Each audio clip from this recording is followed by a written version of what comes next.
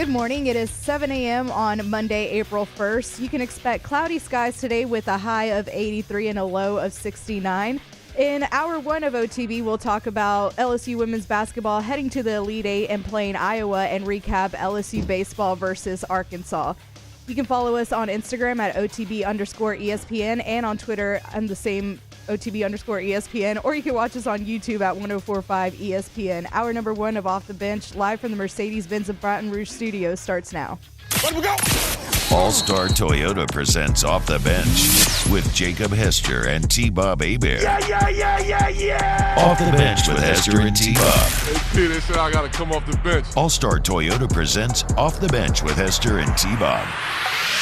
Yo. Yo, welcome into hour number one of Off the Bench. No, I am not Jacob Hester or T-Bob Hebert. Taylor Sharp here with you, sitting on the opposite side of the glass for today, tomorrow, and Wednesday, actually. When you have a show with two hosts, you think that they would coordinate their vacations to where they're not out at the same time, but not Jake and T-Bob. So Jake is out all week. T-Bob will actually be back on Thursday. So for the next couple days, you got me, for better or worse, riding along with you here on your morning drive. I got Alondra over here on audio, Cassie over here on video. We had a busy weekend, a 3-day weekend. We were off on Good Friday. Shout out Matt Moscona for that vacation day. Want to go around the room a little bit. We'll start with you, Cassie, since you're the newbie on the show today. How was your Easter weekend? I can't complain.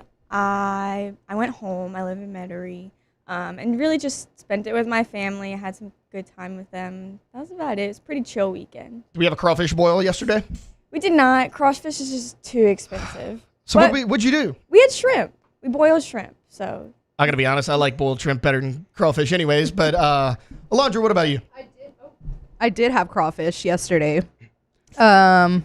Yeah, hung out with my neighbors. Didn't go home because my family all lives in Texas, but and I didn't know we were gonna have Good Friday off, so I didn't I wasn't able to plan it last second. But yeah, had some crawfish, hung out with my neighbors. We went riding scooters around LSU yesterday. Oh, the electric ones. Yeah.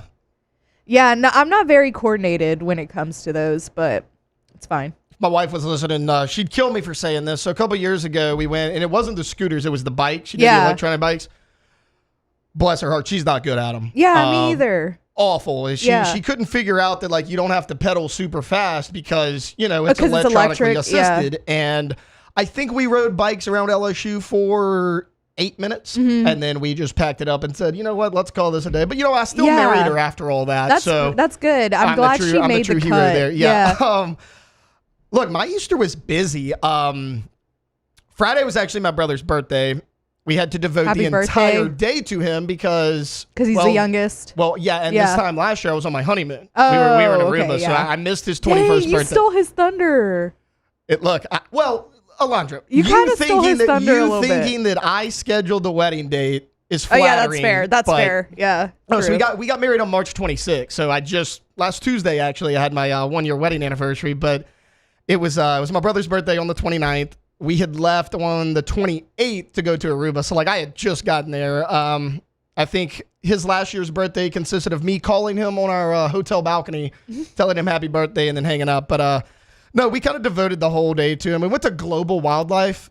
It's that, that wildlife reserve area out there in Robert or Folsom, Louisiana, whatever you want to call it. Where you can ride on the back of a thing and Yeah, you ride on a thing. You do. No, it's like a golf cart or whatever. No, it's a tractor, but they pull these trailers behind you. I mean, the trailers hold 50, 60 people. And we did that. You feed all the animals or whatever. It was a great time. They had a giraffe come up to the cart, a couple buffalo, some zebras, which you're not supposed to feed. This is for your brother's birthday? This is for my brother's birthday. He was turning 12? Yeah, you would think. 22. But no, that was more of my mom's. Yeah.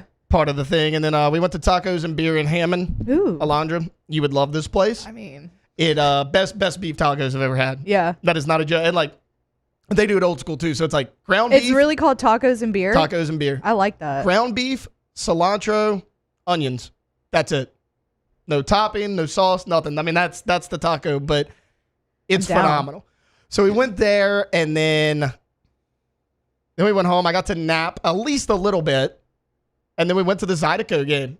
Ooh, how was that? Out here? It was awesome. I love the Baton Rouge Zydeco. They did. They did. They have not been winning a ton this season. But then they fired their head coach. So okay. Or didn't he quit or something? So no, they fired the head coach.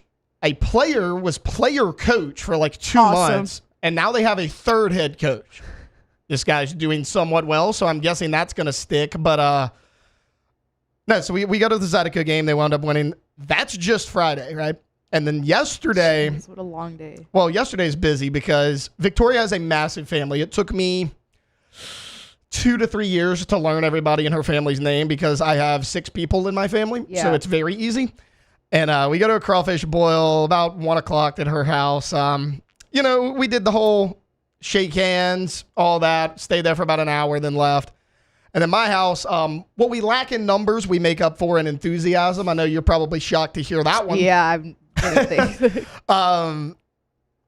So we get to my house, and Alondra, I hate to tell you, I know I bragged on Thursday about how good we were at the egg toss. Oh, you lost?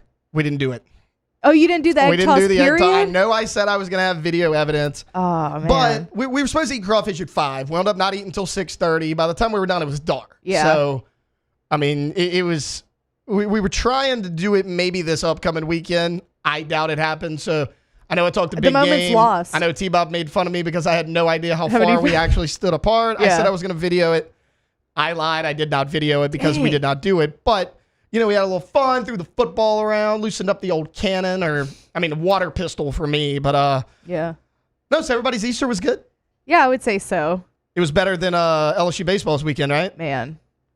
Heartbreaking weekend for LSU baseball. So you know what I just realized when you were doing the Open? Today is April Fool's Day. Yeah.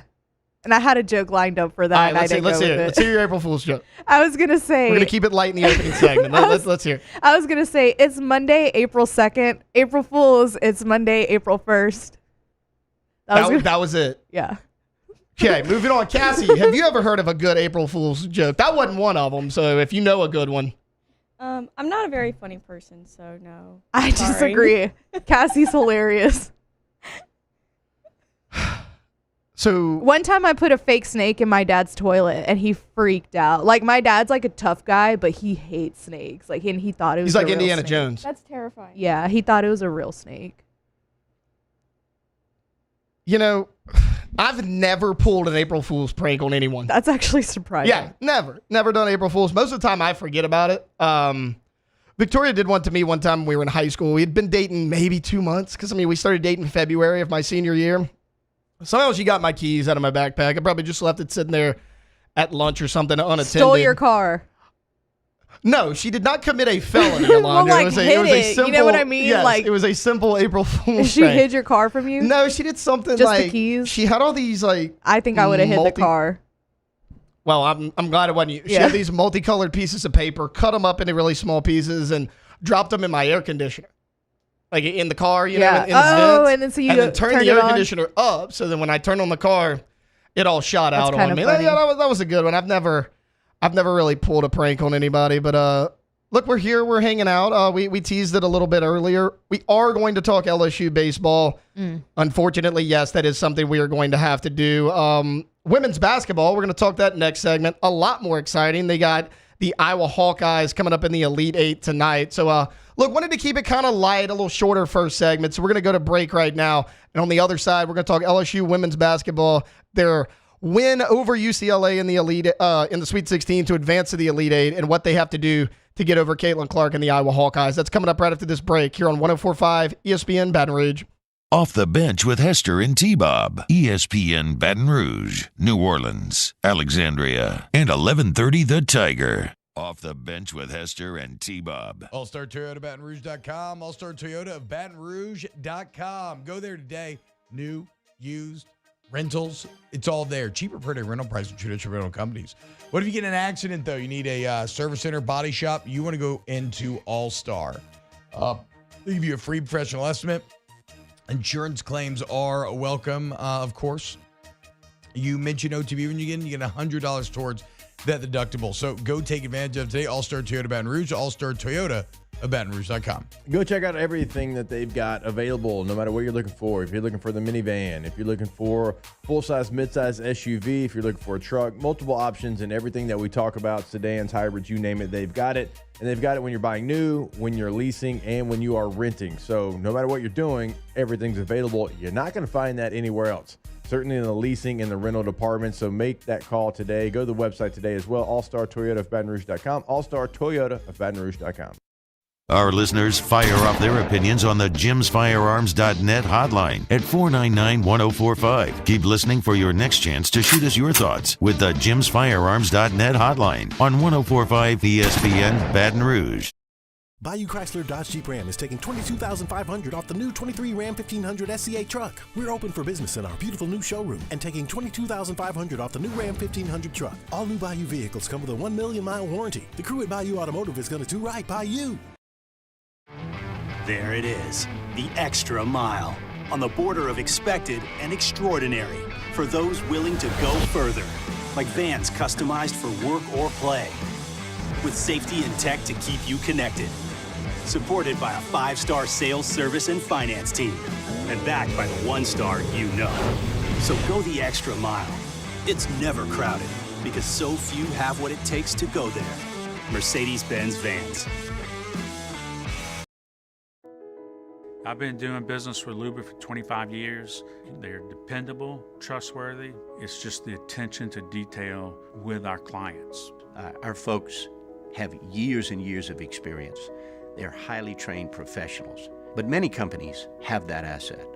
What I'd like to think makes Luba a bit different is that we use those talents in a way that truly is dedicated to serving the needs of the folks who depend on us.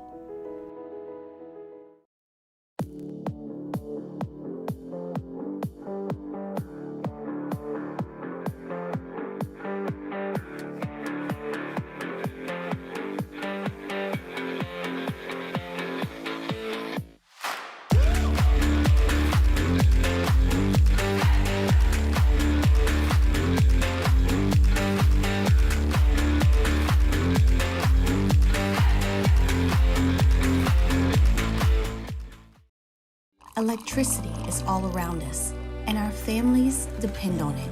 Every day is sparked by the power of a cold drink or a warm meal, a movie night, and a comforting light at the end of a dark hallway.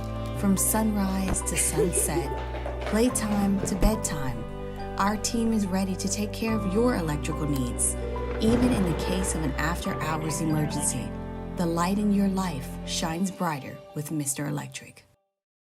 Hey, it's Matt Moscona. For years, you've heard me tell you about Insurance Network of Louisiana, helping you find better coverage for less money. But it's not just for your home and auto. They also offer commercial property. So, retail stores, professional offices like doctors, dentists, attorneys, clothing boutiques. Insurance Network of Louisiana can find you better coverage for less money. They service the entire state of Louisiana, and they're local. So call today at 293-0450 or lainsurance.net. Gulf Coast Bank and Trust is giving our customers the power to bank anywhere, anytime during this challenging event. And we're right there with you. Our mobile banking app is a smart... Hope everybody has a happy and safe Easter holiday. We're back Monday. Had LSU Fair up in Fayetteville in baseball, and our Kim Mulkey's Tigers still moving on. Hunt Palmer Show presented by Gulf Coast Office Products. Monday, 1 to 3, 104.5 ESPN, Baton Rouge.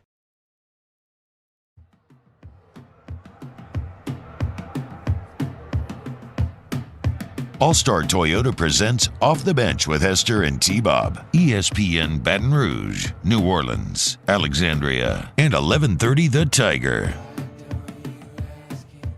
Welcome back into Off the Bench, hour number 1 on this Monday, April 1st. Jake and T-Bob both out on vacation. Funny how that works out sometimes. Don't know where Jake is. T-Bob's in, is it Cabo? Is it Cabo where he's at? Yeah. Okay, so T-Bob texted us Thursday night. Keep in mind, he was supposed to leave Friday morning. That his, in a way that only T-Bob could, his passport was expired. So this is like the most T-Bob thing ever. Right. Why did you wait till the night before to figure out that your passport was expired? Went to go renew it the day of that he was supposed to leave. Yeah, so he wound up actually not leaving till I believe Friday or Saturday morning. He was Friday afternoon. He was supposed to leave Friday morning. I think he left like 3 o'clock Friday evening. But, I was listening to that promo, and we're going to get into LSU women's basketball here in just a second. But I was listening to that promo, and I heard T-Bob talk. I forgot to tell you guys. If you remember, on Thursday, T-Bob was all excited because he got to play Thaddeus, which was one of the disciples in the Last Supper at the church. I also had an event at my uncle's church. Turns out it was the same event, so I actually had a front row seat to see our guy T-Bob in action. I could tell he was side-eyed me a little bit. He did not know I was going to show up because I didn't know until I got there that we were in the same location. I had no idea. Like, I look at the guys walking up on stage, and I'm like, wait a minute, that's T-Bob. So he sees me, and he sticks out like a sore thumb. It got to him a little bit. He won't admit it, but he got a little nervous. He didn't even have a line. What was he nervous about? I don't know. I guess he was like, why is Taylor here? But I had to clarify, like, no, I did not in any circumstance come to support you whatsoever. Right. I came from my uncle. All right, look, let's dive into some women's basketball. If you missed it, it was Saturday. It was the early tip-off, the noon tip-off. The Tigers take down UCLA in a 2-3 matchup in a game that a lot of people thought the Bruins were going to win. Well, the Tigers, they get it done 78-69, a 9-point victory for your Lady Tigers to advance to the Elite Eight. It was the Flau'jae Johnson show on Saturday, and honestly, guys, that's not the first time this year that it has been the Flau'jae Johnson show. She has been excellent since this NCAA tournament game started. She's had 3 really good games, 2 excellent games back-to-back. She finishes this game 24 points, 12 rebounds from the guard position to go along with 2 blocks, which is something she never does. She also had a handful of steals. I believe she had 2 or 3 of those as well. A complete game for Flau'jae Johnson, but it wasn't just her. I mean, the usual suspects contributed. Angel Reese, she has another double-double, 16 points, 11 rebounds. Michaela Williams was excellent. She had 12 points, had a couple rebounds as well. Anissa Morrow does what she does, 17 points, 4 rebounds. We talked about it the other day when Coach Kim Mulkey was on that Anissa Morrow and Angel Reese are the only teammates in women's college basketball to both have over 20 double-doubles in the same season. They are the only duo. So your post play really solid for LSU. And it was once again on Saturday. Guys, I still don't believe that this LSU women's basketball team has played their best game, which is hard to say considering that they are now in the Elite Eight. And I just ran across the numbers, and if you look at the raw numbers, you're like, okay, this team shot really well, and they did. I mean, they shot 45% from the court, 40% from 3, but they only took 5 of them. It was that post play we talked about, right? Flau'jae Johnson in the fast break, getting those steals, leading to easy buckets in transition. Angel Reese down low, Anissa Morrow. Michaela Williams, it was really her mid-range game, which we've seen so much of this year. I know she's typically your best three-point shooter. She didn't take a ton of shots. Haley Van Lith, quieter night for her, only 4 points. But you know what Haley Van Lith did? She played point guard in this game. And that's, if you guys have listened to me or really anybody else on the show, that's been my biggest complaint. I don't believe LSU has a true point guard. I still don't.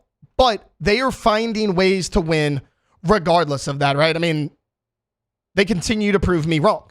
What do you not have? You don't have any scoring off the bench.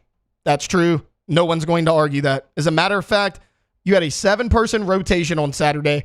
You had 2 bench points. 2. It was Aaliyah Del Rosario. She came in. She had 2 points, and she went 2 for 2 from the free throw line. So it wasn't even a shot from the field. It was at the foul line. Now, last year, Poa came in. She's excellent on defense. She's a really good distributor. She's kind of that true point guard, but she doesn't have enough scoring to put her in that starting lineup like a Haley Van Lith does. But I mentioned it with Van Lith. 7 points. So you look at it, you're like, okay, 7 points, 1 for 8 from the court, which wasn't good, but she goes 5 for 6 from the free throw line, hit a couple clutch free throws down the stretch. And here was the biggest thing for me. 5 assists, only 1 turnover for Haley Van Lith. That's been the issue, right? She is not a primary ball handler. At least she has not been in her career. She's more comfortable at that 2-guard spot. She's not a natural point guard. When she hit 7 points, and you're like, okay, well, below average game. But when you look at 5 assists to 1 turnover as that primary ball handler, I can live with that. I can live with that all game long. Also, she hits those clutch free throws. That was a big difference in the game as well. LSU 77% from the line. UCLA only 66% from the line. Another big difference, LSU guarded the 3-point shot better than they have all year long. Sometimes they've been susceptible to these teams going on runs against them because they don't guard behind the arc quite as well. They were excellent at it against a UCLA team who's That's their goal. They are a three-point shooting team. They don't have a lot of size down low other than Lauren Betts, who's 6'7". Outside of her, they're a three-point shooting team. They really use her down low to kind of space it, to dish it out to all the shooters. The shots weren't falling for them. They were 2 for 17 at halftime on three-point shots.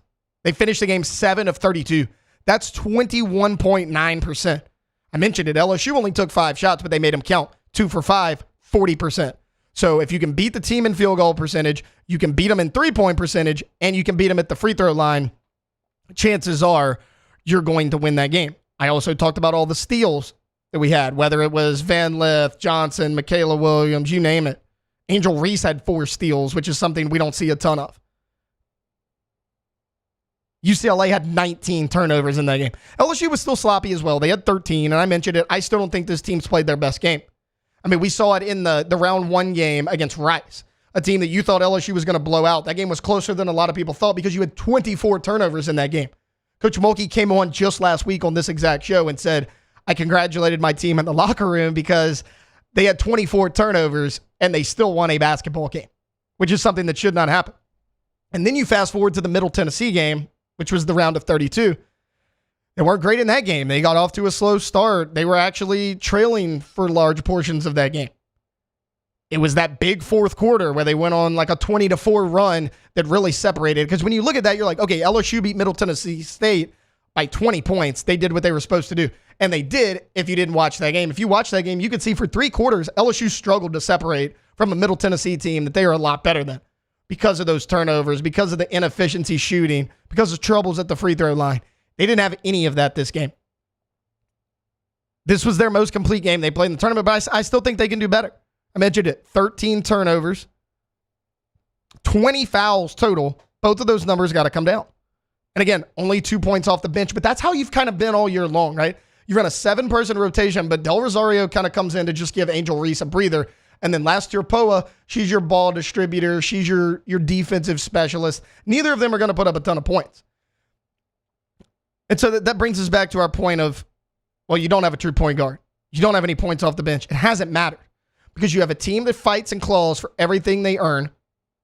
You have Angel Reese, Flau'jae Johnson, who were key members of that national championship team a year ago. They're both a year older. You have Haley Van Lith, who came in, and it took her a little while to get going, but she's still a veteran player. It's her first year at LSU, but she played a lot of big-time college basketball when she was at Louisville. Michaela Williams, the lone freshman, but then you have Anissa Morrow, who was probably your biggest transfer addition. I mean, if you would have told me, hey, Haley Van Lith is not the most important transfer you got, I would have said no way, but Anissa Morrow has been so critical and so crucial to this team's success. I say that to say this. You're going to need that because you have the team that everyone's been watching all year long. You have the Iowa Hawkeyes tonight. I don't need to tell anyone how big of a game this is. It is the rematch of the national championship game a year ago, which is some of the best basketball I've ever seen this women's basketball team play in any era, not just under Kim Mulkey. You're going to have to do that again. You're going to have to get more from your bench. If you have 2 points tonight against Iowa off your bench, you're losing that ball game, plain and simple. Look at the players that stepped up for you last year. Jasmine Carson came in, scored like 20 points. It's hitting 3 after 3 after 3. No, I get it. You were a lot deeper last year than you are this year. Can you get 8 points from last year, Poa? Can you get 6 points to 8 points from Aaliyah Del Rosario? If you do that, I like your chances in this game. Because while Iowa is a great basketball team, make no mistake about it, it is still very much the Caitlin Clark show. In their second round game, this is the Iowa Hawkeyes, in their second round game against West Virginia, they scored 64 points total. Caitlin Clark had 32 of their 64 points. She had a half of their team's points in their win over West Virginia. Now, over the weekend, they scored 89 points against Colorado. It was a team win, for sure, no doubt about it. Caitlin Clark still 29 points, by far the most on that team. I think the next highest had like 17 or 18. You have to do what you did last year. And last year, you gave up shots to her. She is too good of a player to shut down completely. There's no doubt about it. Can you contain her like you did a year ago? Because if you remember what happened a year ago, she was hot early on, but she scored in bunches, right? She was hot, then she would get a little cold. She was hot, then she would get a little cold. She was cold in that second quarter. That's how you opened up that big double-digit lead going into halftime. It continued there in the second half. If you can key in on her and limit her as much as possible, I like your chances because that's going to force everybody on Iowa to step up and make shots outside of Caitlin Clark. Not to say they can't do it. I just mentioned against Colorado, they scored 89 points. But it's not something they've had to do a ton of all year long. They've really, it's been the Caitlin Clark show. You go watch. They play a ton of ISO ball with Caitlin Clark. They let her do her thing. She'll throw it up over 2 or 3 people. A lot of times she makes it, but we kind of saw this last year. Sometimes Caitlin Clark takes these tough shots to the detriment of her team.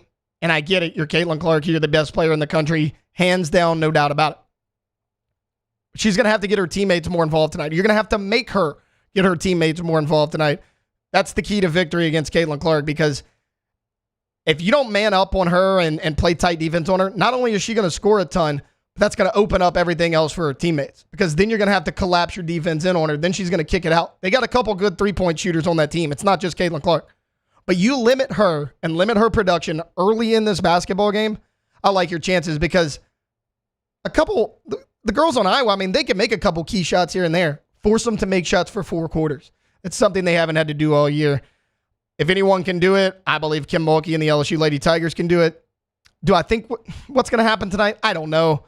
I want to pick LSU, but they just beat this Iowa team last year, and it's so hard to beat Caitlin Clark twice in a row. But I'm optimistic. I think either way, this is going to be a tight game. This is not going to be a blowout. Either way you slice it. This is going to be one of those games that 4 minutes to go in the fourth quarter, it's probably a tie basketball game. I don't think I'm going out on a limb saying that. I think most people would agree with that. So, heck of a basketball game tonight. I'm excited.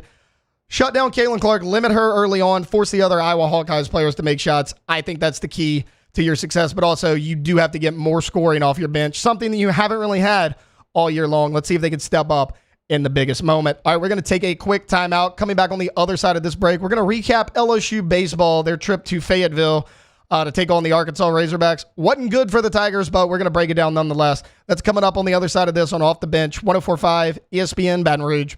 Off the Bench with Hester and T-Bob. CentralPlumbing.org, 925-8552. CentralPlumbing.org. No, guys.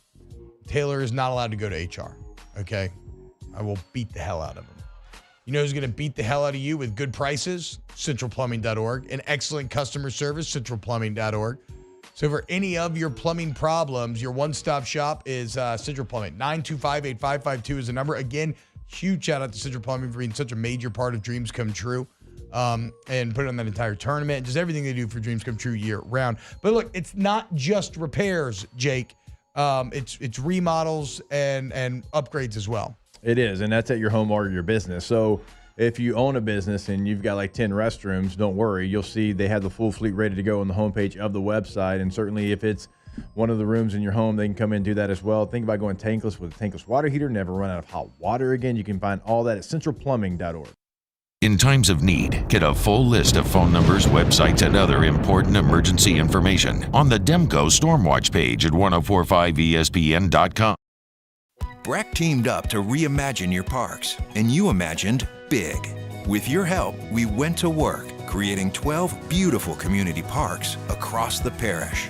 A family-sized water park, miles and miles of trails, and parks just for your dogs. There are more places to splash, to explore, to run wild, and even soar. You imagined, we delivered. Gold. Breck, your #1 park system in the nation. There it is, the extra mile, on the border of expected and extraordinary, for those willing to go further, like vans customized for work or play, with safety and tech to keep you connected, supported by a 5-star sales, service, and finance team, and backed by the 1-star you know. So go the extra mile. It's never crowded, because so few have what it takes to go there. Mercedes-Benz Vans. Power up your next project with John Deere Deals by Sunshine. Whether you're working hard or playing hard, our knowledgeable team will help you find the right product for you. Ask us about our amazing tractor package promotions.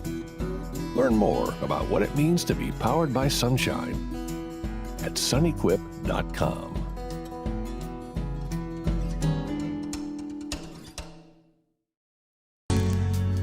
was a humid day.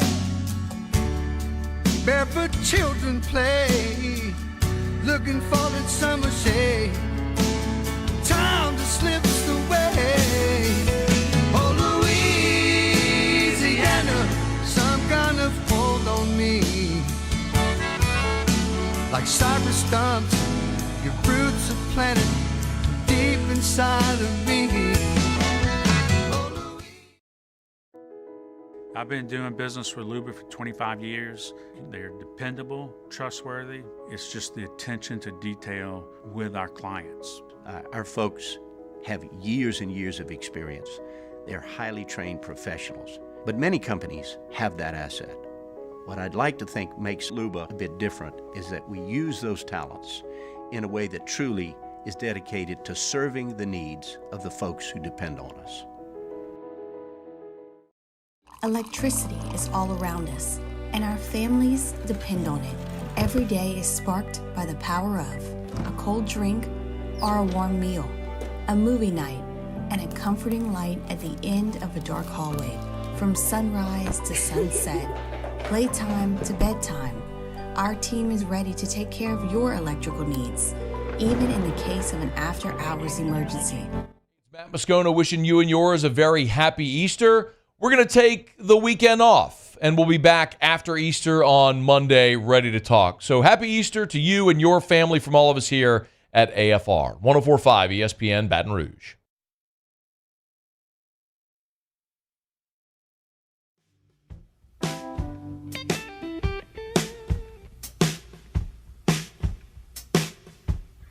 All-Star Toyota presents Off the Bench with Hester and T-Bob. ESPN Baton Rouge, New Orleans, Alexandria, and 1130 The Tiger.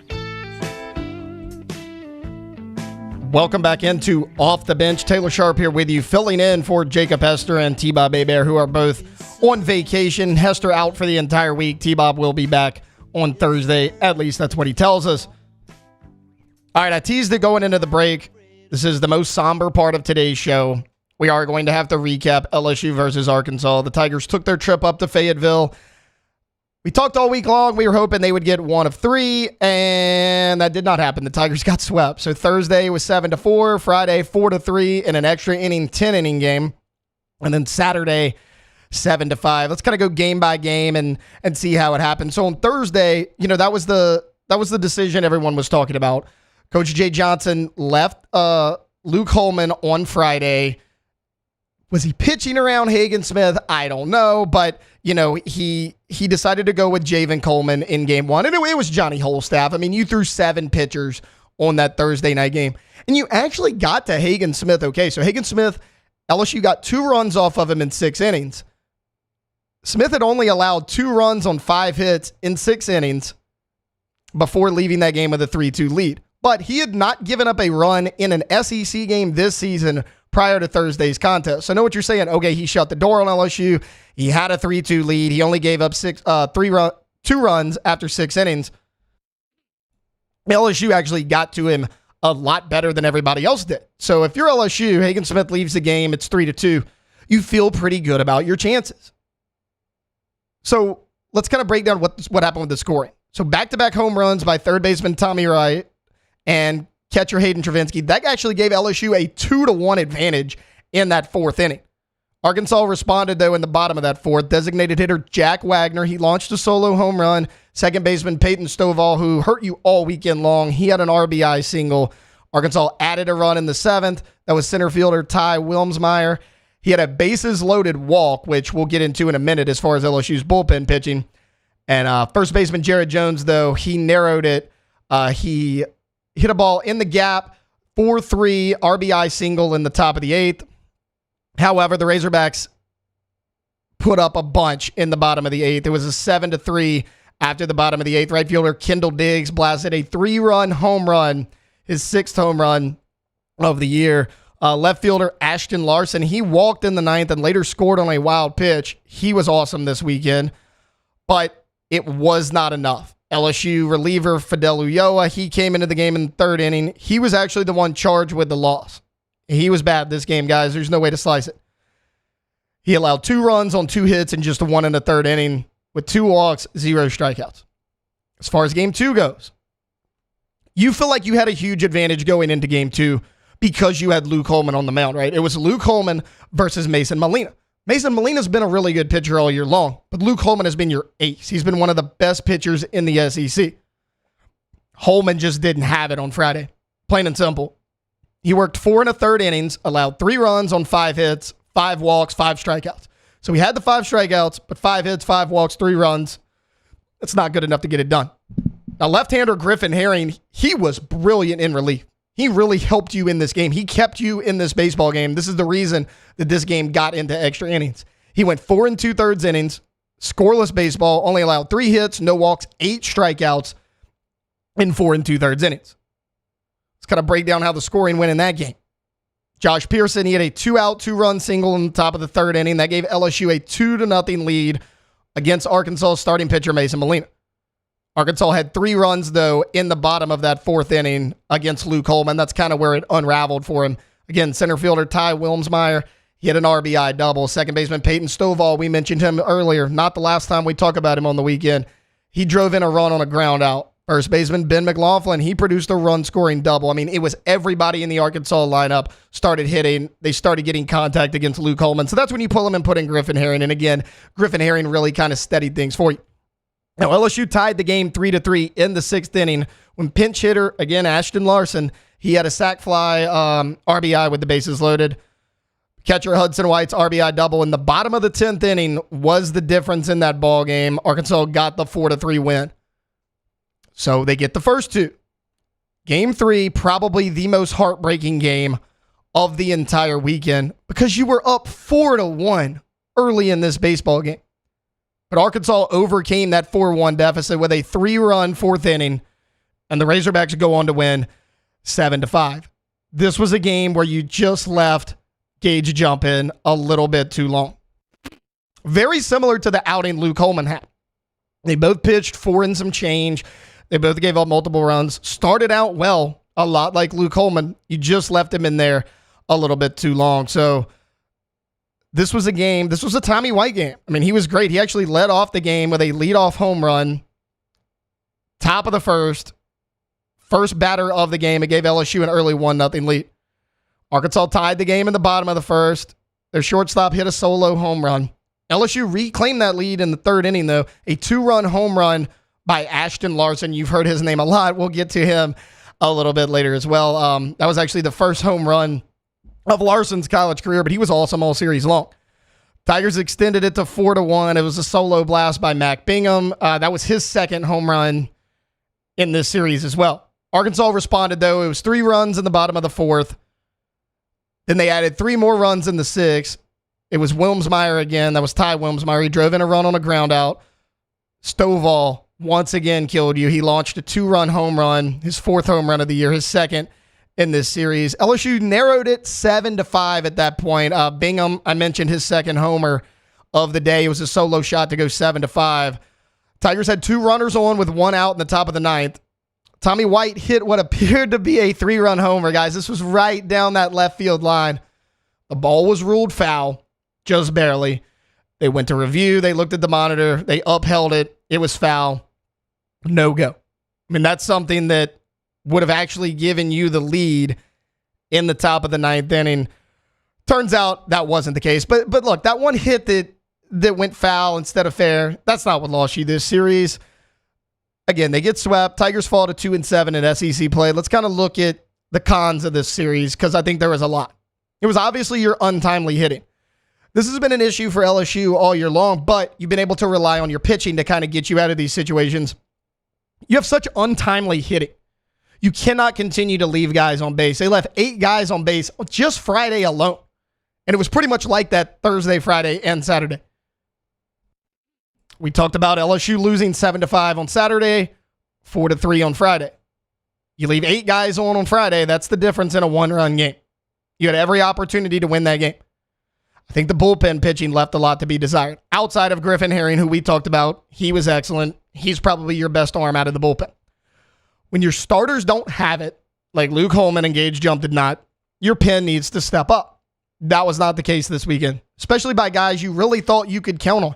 I talked about Fidel Ulloa. He pitched 1 1/3. 2 hits, 2 walks, 2 earned runs, no strikeouts. Gavin Guidry, he had 2 appearances, and he was a lot better on Saturday. He was the Gavin Guidry we expect on Saturday, but he goes in there Thursday night, only lasts a third of an inning, gave up a hit, 2 walks, 3 earned runs, all in just a third of an inning.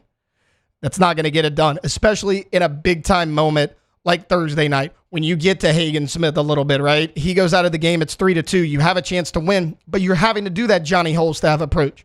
7 pitchers on Thursday night. You need them to be on their A game, especially a big-time pitcher like Gavin Guidry. Fortunately, that wasn't the case. He did bounce back on Saturday, though. Though Justin Lohr pitched really well. Justin Lohr's been kind of a shakier arm out of the bullpen. We've seen a lot of good from him, a lot of bad. I thought he was on the money this weekend. As far as pros go, Tommy White. Tommy White was 4 of 13 on the weekend, 2 RBIs. He did have a home run. He's hitting better. Because kind of going into SEC play, you're like, Tommy White has 1 home run on the year. He's just not the same guy we've seen last year. He's picked it up in SEC play in a big way. He looks like the Tommy White from last year. No concern with him whatsoever. Also, Matt Bingham, 5 for 13 on the weekend, 2 RBIs, had 2 home runs.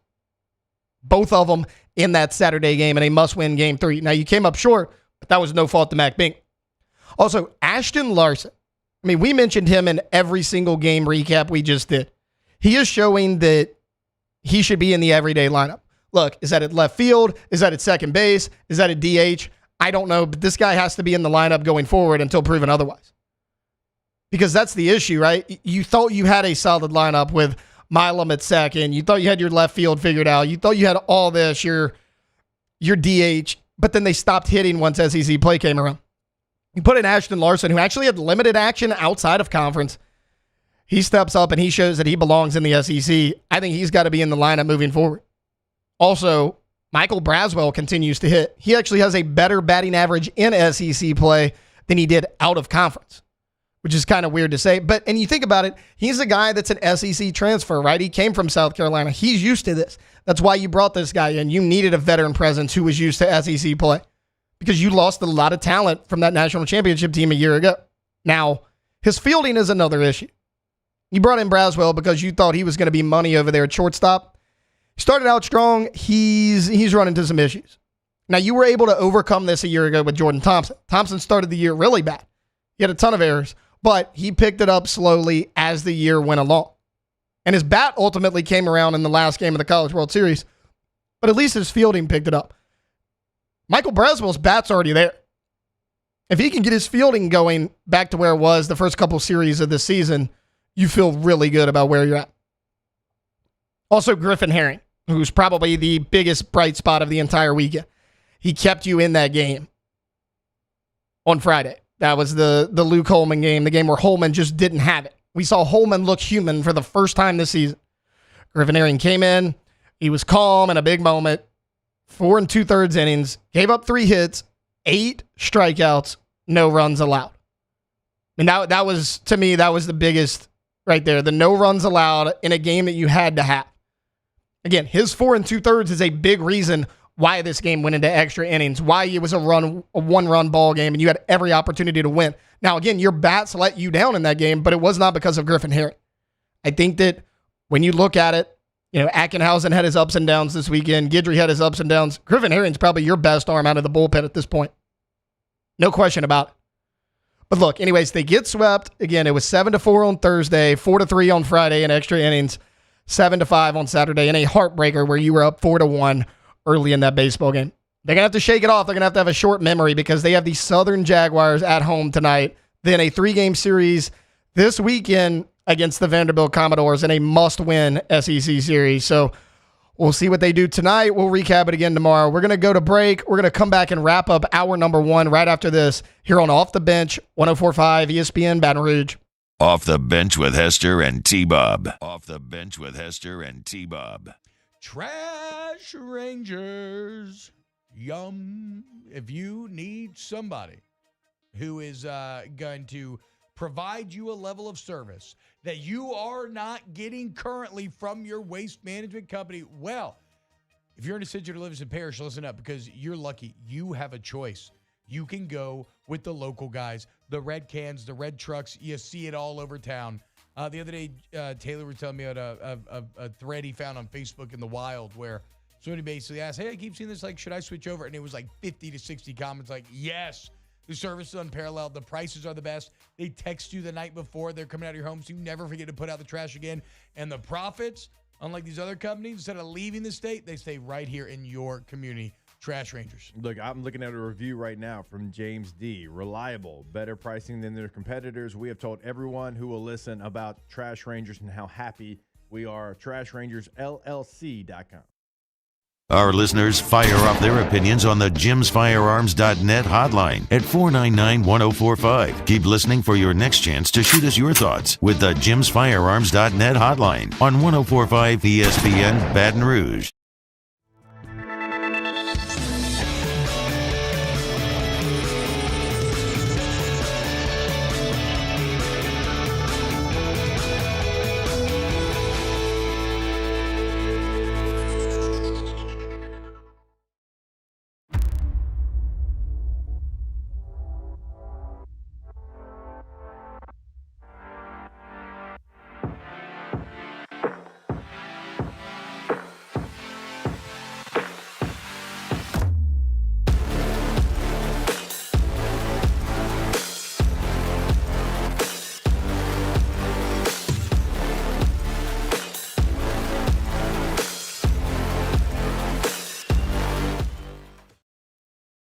Jerry and Benny Payne began Central Plumbing Company out of their driveway in Tanglewood subdivision.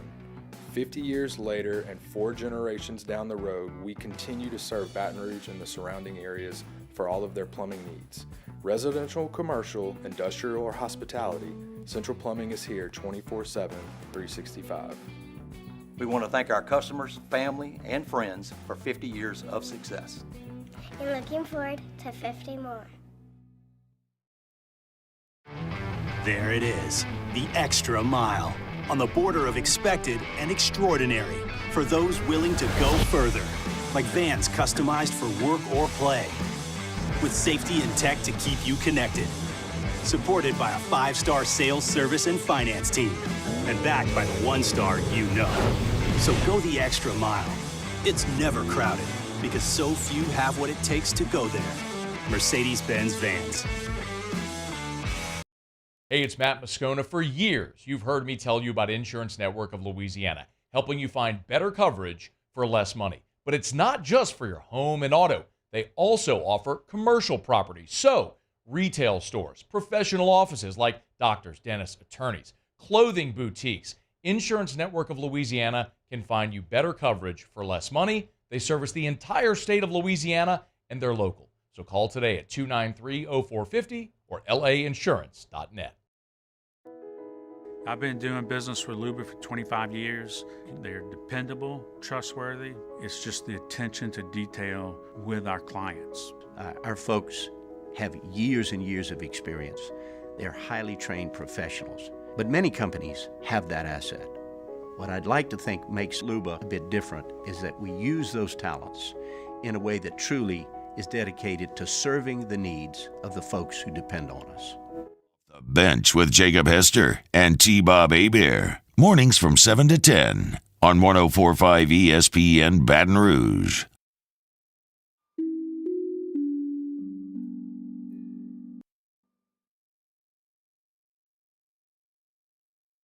Place of T-Bob Hebert and Jacob Hester. Alondra, Cassie, I want to ask you guys a question.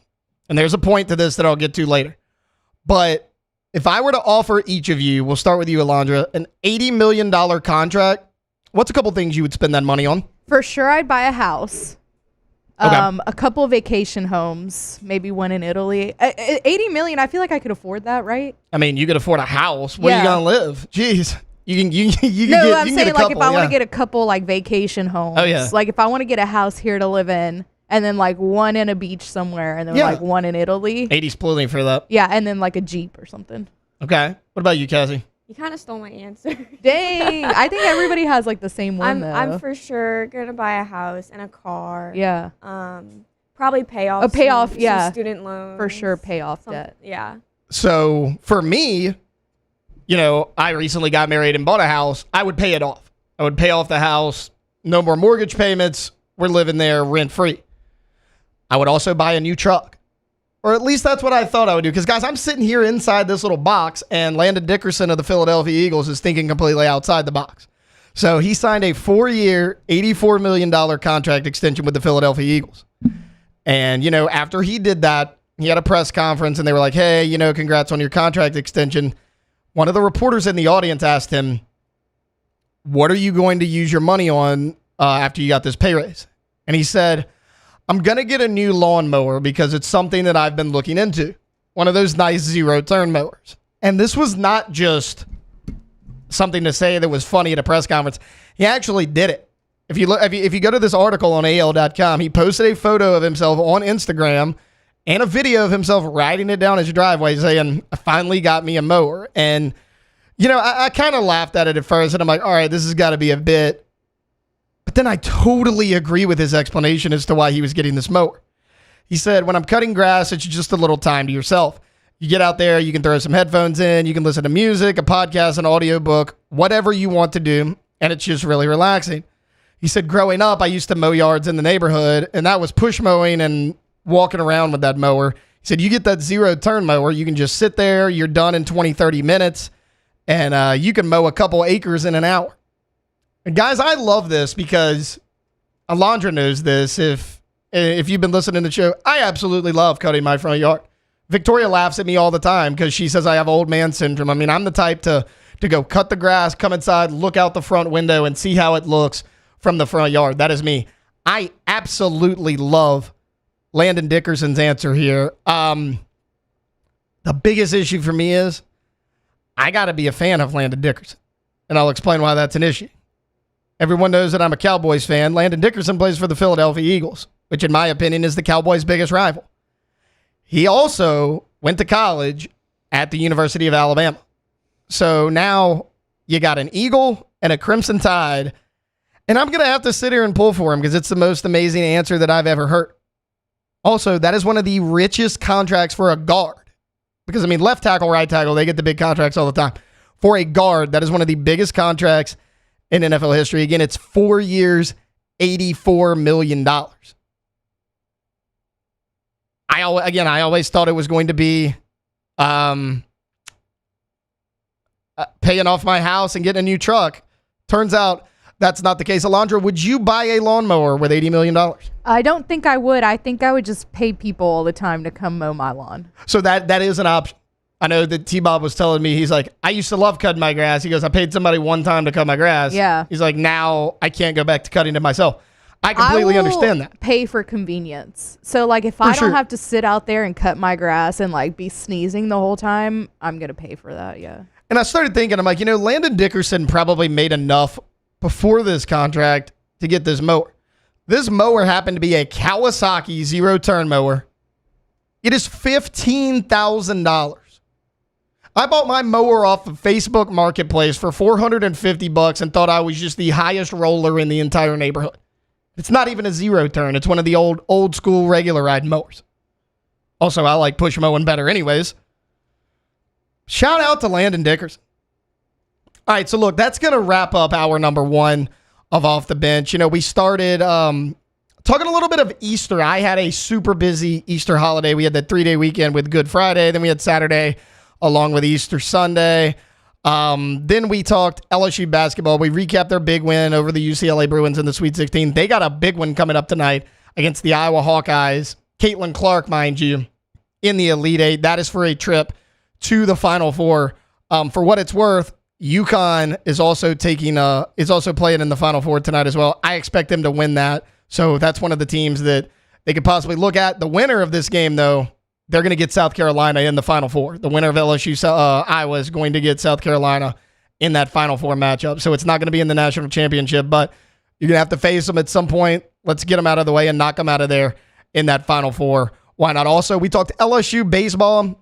I know they're not playing good right now. They're not a bad baseball team. It just seems like when your pitching's on, your hitting's not. When your hitting's on, your pitching's not.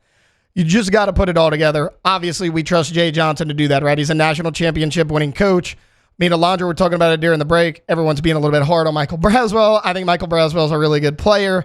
he's been clutch in your lineup. I mean, I think he's batting close to 340 right now in the SEC. So players are there. We talked about Ashton Larson. Are you going to get him in the everyday lineup? Then we talked to Landon Dickerson and his $84 million contract that he spent on a lawnmower. So again, that's going to wrap up hour number one. We're going to come back with hour number two right after this here on Off the Bench. We're going to have John Hendricks from Boot Crew Media. He's coming on. We're also going to talk a little LSU football and some New Orleans Pelicans.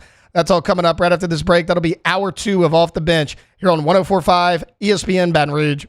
Off the Bench with Hester and T-Bob. Head over to the MMR group today if you want to ignite your career. You want if a dynamic culture and outstanding benefit sounds good to you, if working for the largest electrification and electrification, that's not a word. If working for the largest electrical and instrumentation contractor in the entire electrification should be a word. Contract sounds good to you. Well, check it out, man. I don't care. Look, you're a student seeking internships. You're going to start that career off real early. Well, they got pathways for you to explore. They can kind of lead you down the right direction. But even if you're a seasoned pro, you're just starting out, I want you to go apply now at mmrgrp.com. It's mmrgrp.com and see what they can offer you. Remember, headquartered for over 3 decades right here in Baton Rouge, but offices all over the globe.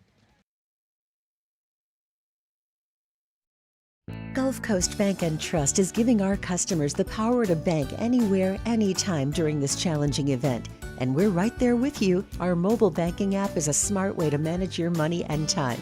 Gulf Coast Bank and Trust, the bank that cares about you.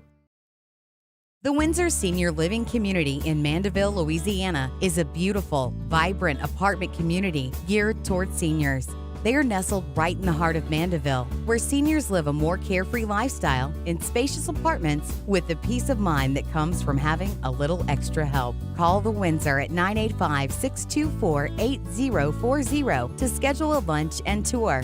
Come see how the Windsor can be your passport to peace of mind.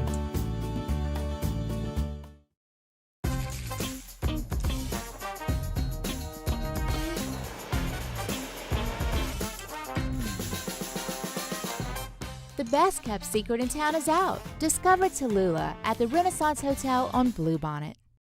Bayou Ford has the new inventory to get you in a new Ford truck or SUV today, or customize your next vehicle just the way you want it. All new Bayou Ford vehicles come with a 1 million mile powertrain warranty. The crew at Bayou Ford is going to do right by you. Electricity is all around us, and our families depend on it. Every day is sparked by the power of a cold drink or a warm meal, a movie night, and a comforting light at the end of a dark hallway. From sunrise to sunset, playtime to bedtime, our team is ready to take care of your electrical needs. Even in the case of an after-hours emergency, the light in your life shines brighter with Mr. Electric. Jerry and Benny Payne began Central Plumbing Company out of their driveway in Tanglewood subdivision. 50 years later and 4 generations down the road, we continue to serve Baton Rouge and the surrounding areas for all of their plumbing needs. Residential, commercial, industrial, or hospitality, Central Plumbing is here 24/7, 365. We want to thank our customers, family, and friends for 50 years of success. And looking forward to 50 more. There it is, the extra mile.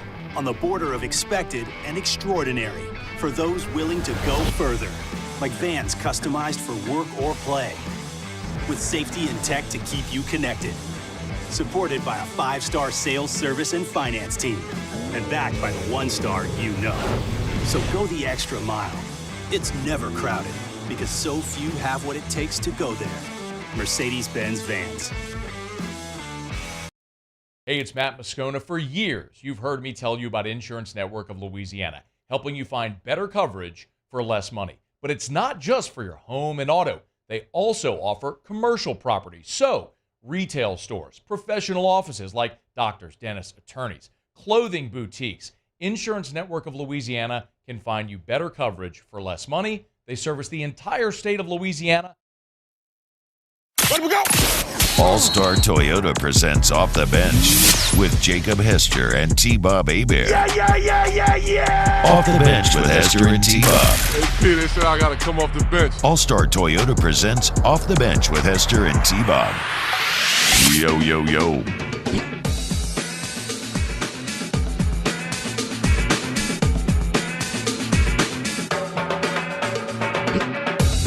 Welcome into hour number 2 of Off the Bench here on this Monday, April 1st. Taylor Sharp sitting in with you in place of Jacob Hester and T-Bob Hebert. T-Bob out today, tomorrow, and Wednesday. Hester out for the entire week. So for the next couple of days, you got me sitting here in the driver's seat. We got Alondra on audio, Cassie back there on the video board. Just recapping hour 1 here for just a second. We opened the show recapping our Easter weekend. We all had a good time. Then we talked LSU women's basketball. They have a huge Elite 8 matchup against the Iowa Hawkeyes tonight. Winner likely taking on South Carolina in the Final Four.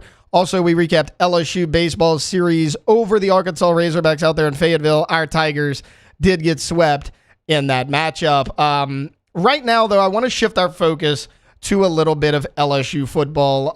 LSU Wire put out an article sharing Matt Miller's latest mock draft. He has 6 LSU players selected. He did a full 7-round mock draft. We're going to look at it. I'm going to give you my likes and dislikes. So starting things off, he's got Jaden Daniels going number 2 to the Washington Commanders. This comes to a surprise to no one. Obviously, Caleb Williams is going to go first. The conversation has been, is it going to be Drake May or Jaden Daniels at number 2 overall? For the last month or so, everything seems to be trending in Jaden Daniels' direction. Brian Kelly actually at Pro Day kind of tipped his hand a little bit. You know, there's a funny article out there where he said, I think he's going to do some good things for Washington. It blew up. The media ran with it. I mean, Brian Kelly's not stupid, right? He knows that if Jaden Daniels is there at 2 overall and the Commanders are picking, they are going to select Jaden Daniels. No issue with that whatsoever. I think Matt Miller nailed that pick. At number 6 overall, he has Malik Neighbors going to the New York Giants as the second receiver off the board. For what it's worth, a lot of people have mocked Marvin Harrison Jr. at 4 overall to the Cardinals. He has the Cardinals actually trading out of that number 4 pick for the Broncos. The Broncos go to number 4. They select their quarterback. Then he has Marvin Harrison Jr. going 5 to the Los Angeles Chargers. We talked about it. Mike Williams, Keenan Allen, both gone. They do need offensive line help, but they need receivers in a big way for Justin Herbert. So he's got Marvin Harrison Jr. going 5, 1 pick later. Malik Neighbors to the New York Giants at 6 overall. I like this. This is kind of the range we've seen Neighbors in all year long, right? I mean, I've talked about it. Hester's talked about it. I think Malik Neighbors is better than Marvin Harrison Jr. I think he is easily the best receiver in this draft class. Marvin Harrison Jr. did not compete at the Combine. He did not participate in his Pro Day. Malik Neighbors at the Pro Day, he turned some heads. He ran a 4.35, a 42-inch vertical jump. He was excellent. I have no problems with him joining the Giants, though. They need receiving weapons in a big way. Also, they just got rid of Saquon Barkley. They didn't re-sign him. He's now with the Philadelphia Eagles. That was kind of their scapegoat, right? Their safety net, if you will, for Daniel Jones. You don't even have that. I mean, last year at times, Wan'Dale Robinson was the leading receiver for this team.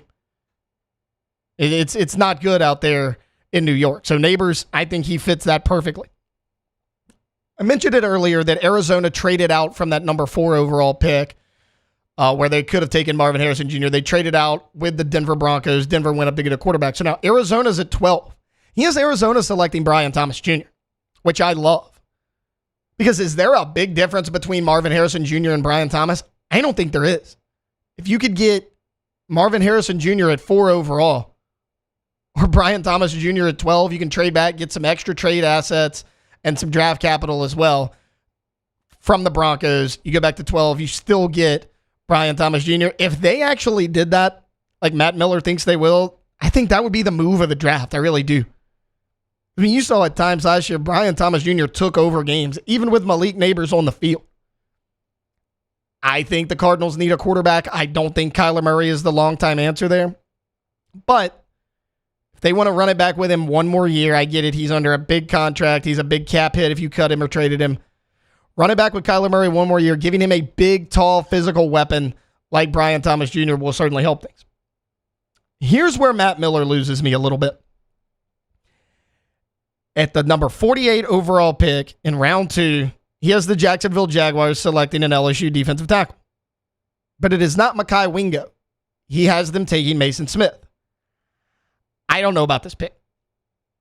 Mason Smith has a lot of potential. He has a lot of size. I get it. A lot of his career was due to injury, but he never lived up to that 5-star billing here during his college career. It was a surprise to me that he declared for the NFL draft because on National Signing Day, Brian Kelly had a press conference and someone asked him about the lack of signees at the defensive tackle spot.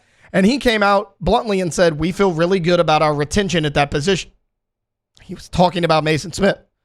About a week later, Mason Smith declares for the NFL draft. Now, was that because they didn't have a defensive line coach? I don't know. There's been rumors and speculation about that not having a defensive line coach could have been a big reason as to why Mason Smith declared for the NFL draft. It was a head-scratching decision for me. I thought that if he came back in a Blake Baker defense, that defense should be much improved. I thought his draft stock would rise. But again, everyone has a different situation. Everyone has to do what they think is best for them. I just think that there are better defensive tackles out there at 48 overall. Even if you believe Mason Smith has this potential. I mean, Mekhi Wingo, for one, who was a lot more productive at LSU than Mason Smith was. We've heard about Jordan Jefferson. I mean, Jordan Jefferson's a guy that we sat here last week and talked about how many people at the Pro Day said that they were here specifically for Jordan Jefferson. He's a guy that continues to rise up draft boards. He was very productive last year. When Mekhi Wingo went down, he was your best defensive tackle. There was no question about it. He kind of pushed Mason Smith out of the rotation at times. I mean, not only do I think there's better defensive tackles, I think LSU has 2 better defensive tackles here at 48 overall. So he has Mason Smith at 48 overall. That's the second round. Going all the way to round 4, pick 104. The Arizona Cardinals take a second LSU Tiger. It's a defensive tackle, Mekhi Wingo.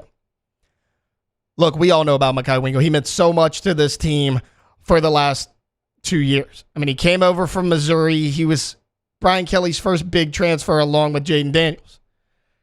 He came into this season as a first-team All-American. Didn't quite live up to that, but was that his fault or was that on that Matt House defense? He battled through some injuries this year. He's a bit undersized at that position for the next level, but honestly, I mean, Aaron Donald, they're similar sizes, and Aaron Donald played a little bit inside, a little bit outside. He predominantly played that defensive tackle spot.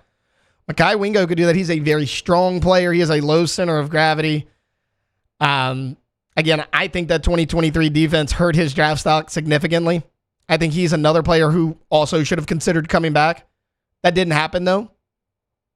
I do think he projects well at the next level. Again, I would take him over a Mason Smith just because he had been productive in college at 2 spots. He was a freshman All-American in Missouri, comes here, puts on another All-American season at LSU, and then this past year, it was a disappointment for every single person on that defense. He battled through injuries, but he's a solid player nonetheless. In round 7, that's where we move to. Matt Miller has the New England Patriots taking Charles Turner. This is a guy that has not been mocked in a lot of drafts. I mean, most people thought he was going to be a free agent, but, Miller mentioned he's an experienced multi-year starter at center. It was one of the best offensive lines in the nation last year, and, Turner was kind of the anchor of that offensive line. He was the leader of that group, the veteran presence, if you will. I mean, as good as Will Campbell and Emory Jones were, they stepped in as true freshman tackles 2 seasons ago. Charles Turner was kind of there to guide them, to kind of be that veteran leader on that offensive line. The Patriots need offensive line help in a big way. The Patriots need everything, first off, but they need offensive line help in a big way. Charles Turner, that's not a bad selection. Okay, so what I like and dislike about this mock draft. I love Brian Thomas at 12 overall. I've kind of seen him mocked into the late teens, early 20s. But after what he did at the NFL Combine, I do think he could go a little higher than that. I think Arizona's a really good spot for him. I think he could help out Kyler Murray a lot. Kyler Murray likes to throw those balls up deep down the field. Brian Thomas has proven that he can go get 50-50 balls, that he is a really good deep threat down the field. I think that fits to what Kyler Murray likes to do really well. I don't see Mason Smith going that high. Not that I don't think he could be a good player, just based on what he did at LSU's Pro Day, based on his injury history and his production at the college level, I don't see someone taking a chance on him at 48 overall. I mean, 3rd, 4th round, maybe so. in the second round, you can get a guy out there who I think is more of a sure thing, or that at least you're sure about. Because again, I mean, Mason Smith, his ceiling is as high as he wants it to go. How healthy is he? What version of Mason Smith are you going to get? Mekhi Wingo in the 4th round seems a little low, but I could see that happening. He is a little bit undersized for that position. The biggest surprise to me is that Matt Miller did not have Jordan Jefferson being drafted at all. I mean, there's been a lot of mock drafts out there that have Jordan Jefferson being drafted ahead of Mekhi Wingo. And he doesn't have him on his board at all. I mean, Jordan Jefferson was solid at the LSU Pro Day. He was very productive this year. He's probably your best defensive tackle, kind of the one consistent presence you had on that defensive front for all of 2023. He's a big body. He's 6'4". He's about 300 pounds. He has the size to play in there because everything you're concerned about with Mekhi Wingo, the injury this past year and the undersize, Jordan Jefferson doesn't have that. He didn't have an injury this past year. He's not undersized. So I don't see how Jordan Jefferson doesn't get drafted. I could actually see him going 5th round. There's a lot of people out there who are very high on Jordan Jefferson. Now, it's a conversation we've had before, but I do want to kind of revisit it now that spring football is officially underway. I mentioned earlier that Brian Kelly talked about he felt good about the retention at the defensive tackle spot. Well, right after he said that, Mekhi Wingo declared for the NFL draft. You already knew you were losing Jordan Jefferson. Mason Smith declared for the NFL draft, which was a shock to everyone. You are paper thin there now because you didn't address that in recruiting because you thought you were going to hold on to Mason Smith and Mekhi Wingo. You didn't. Who's there now? Jalen Lee's there. Jacobian Guillory is going to be a starter on this team. I mean, he's the only guy with any experience playing on your defensive line. Jalen Lee, the Florida transfer, came in. He didn't play a ton last year. He got in there a little bit. You bring in Sean Washington, the JUCO transfer, who was the one-time Georgia signee. Maybe he can give you some depth. Maybe he can take over and grab a starting spot. Who knows? Now, you got Dominic McKinley coming in. I don't expect him to make a huge impact, at least not game 1, because he's not participating in the spring. Dominic McKinley's not going to be there until fall practice. Kelly talked about cross-training a few guys. I think there's 2 guys out there that stand out above the rest. I think that Savion Jones, as good of a defensive end as he was last year, he's not really a pass rush specialist. You can find somebody out there, whether it's Deshaun Womack, somebody like that can get out there and rush the passer. You could move him inside if you needed to. I mean, he's 6'4". He's 280 pounds. He puts on a little bit of weight. He's right there.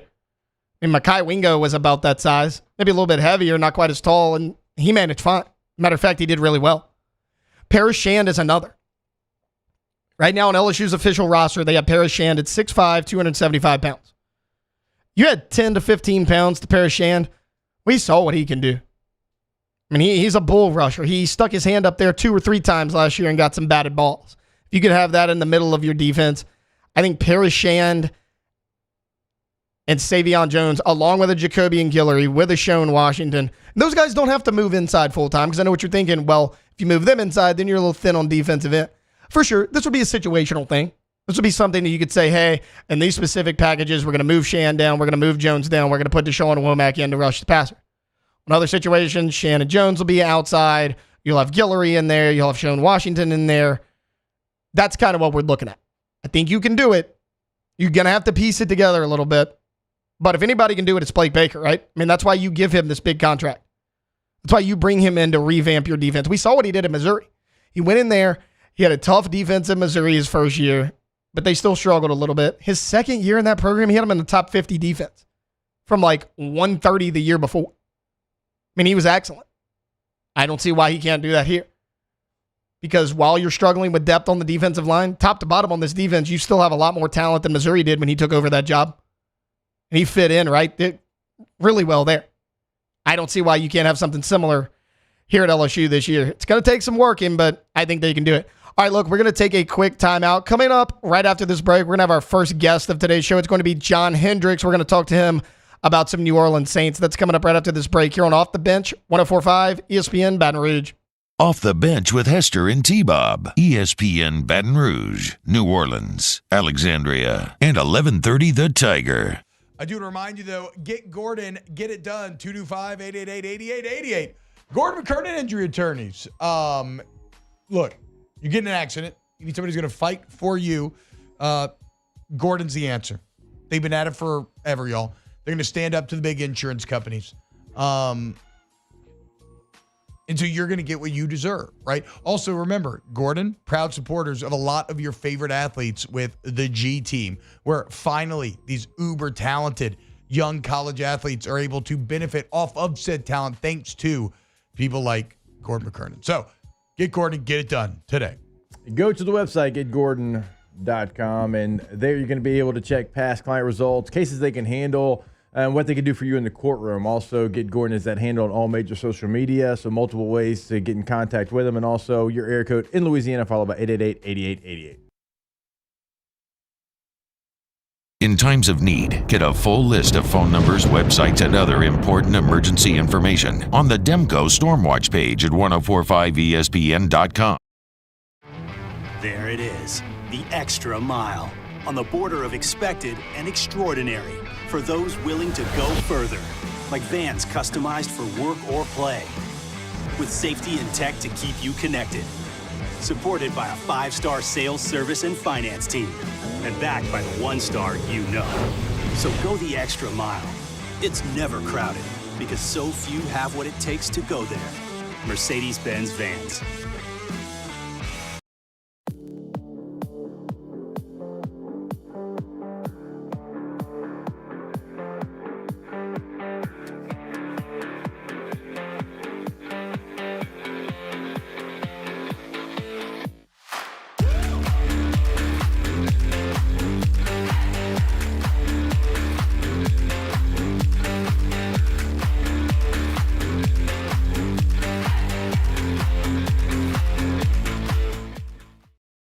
Electricity is all around us, and our families depend on it. Every day is sparked by the power of a cold drink or a warm meal, a movie night, and a comforting light at the end of a dark hallway. From sunrise to sunset, playtime to bedtime, our team is ready to take care of your electrical needs. Even in the case of an after-hours emergency, the light in your life shines brighter with Mr. Electric. Jerry and Benny Payne began Central Plumbing Company out of their driveway in Tanglewood Subdivision. 50 years later and 4 generations down the road, we continue to serve Baton Rouge and the surrounding areas for all of their plumbing needs. Residential, commercial, industrial, or hospitality, Central Plumbing is here 24/7, 365. We want to thank our customers, family, and friends for 50 years of success.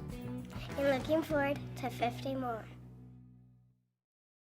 Hey, it's Matt Moscona. For years, you've heard me tell you about Insurance Network of Louisiana, helping you find better coverage for less money. But it's not just for your home and auto. They also offer commercial property. So, retail stores, professional offices like doctors, dentists, attorneys, clothing boutiques. Insurance Network of Louisiana can find you better coverage for less money. They service the entire state of Louisiana, and they're local. So call today at 293-0450 or lainsurance.net. I've been doing business with Luba for 25 years. They're dependable, trustworthy. It's just the attention to detail with our clients. Our folks have years and years of experience. They're highly trained professionals, but many companies have that asset. What I'd like to think makes Luba a bit different is that we use those talents in a way that truly is dedicated to serving. Hope everybody has a happy and safe Easter holiday. We're back Monday at LSU Fair up in Fayetteville in baseball, and our Kim Mulkey's Tigers still moving on. Hunt Palmer Show presented by Gulf Coast Office Products, Monday, 1 to 3, 104.5 ESPN, Baton Rouge.